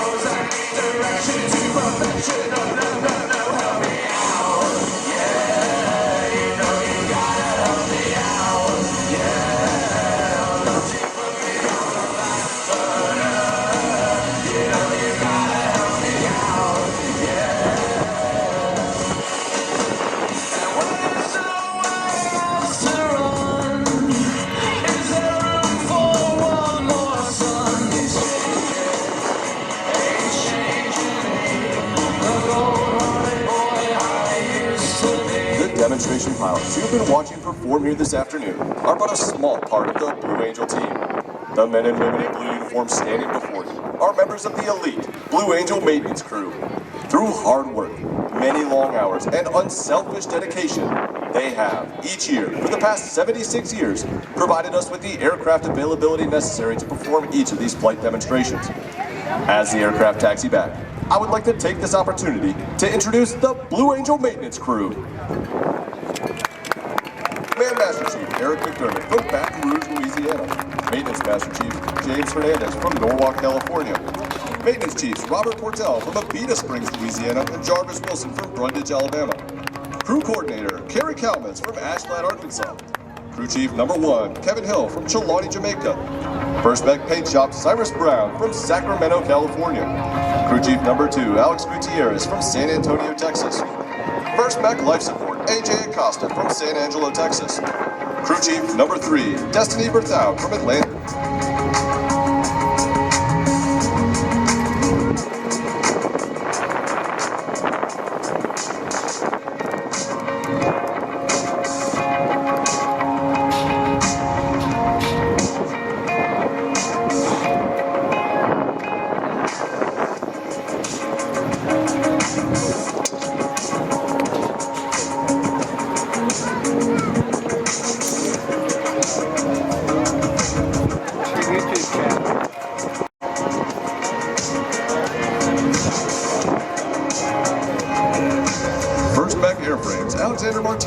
Hutchinson, Kansas. Crew Chief Number 5, Sharon Gatlin from Valdosta, Georgia.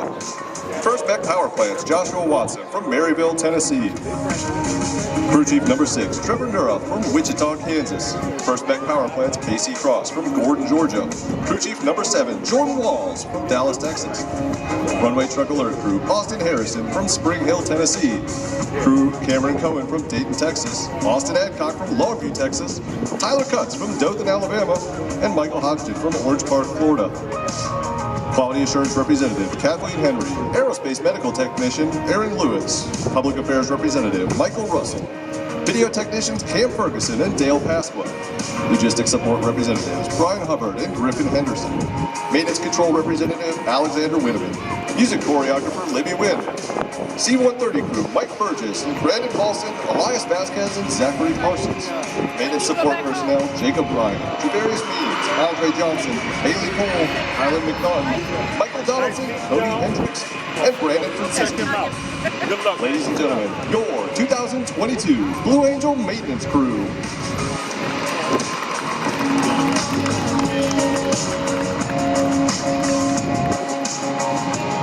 Taxiing just ahead of you, the Blue Angels will momentarily be turning into the parking area. After completing a short maintenance debrief, they will come to the crowd line where you will have an opportunity to meet them. As they step away from their aircraft, I would like to take one final opportunity to introduce the demonstration pilots you've been watching performing this afternoon.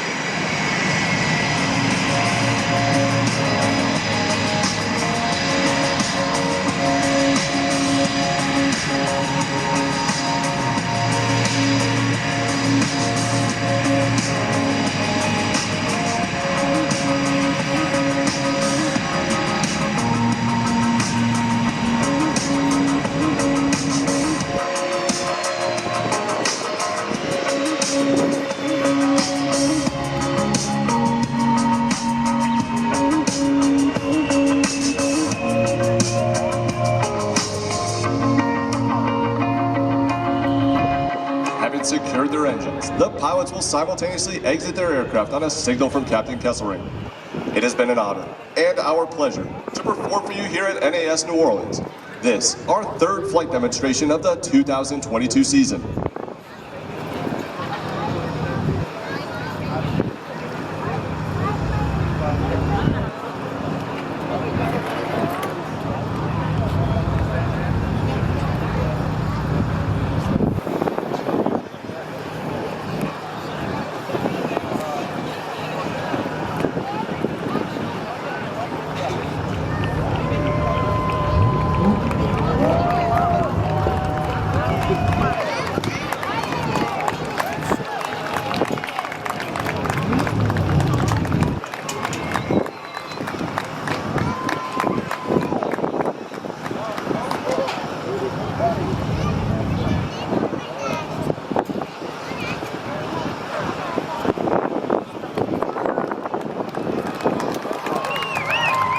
Ladies and gentlemen, Flying Blue Angel number 6, the opposing solo from Woodlawn, Tennessee, Lieutenant Commander Julius Bratton.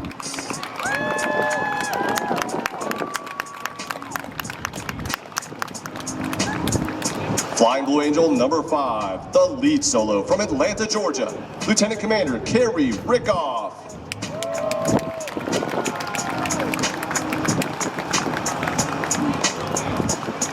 Flying Blue Angel number 4, the slot pilot from Kingwood, Texas, Major Frank Zastapil.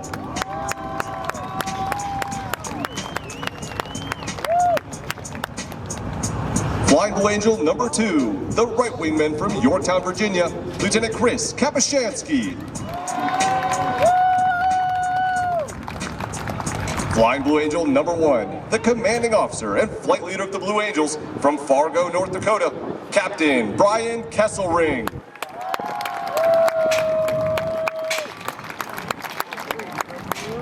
Ladies and gentlemen, representing your United States Navy and Marine Corps, the Blue Angels 2022. And ladies and gentlemen, a big round of applause for Lieutenant Griffin Stangl, the voice of the Blue Angels. Nice job, my friend. Wonderful job indeed. And then okay.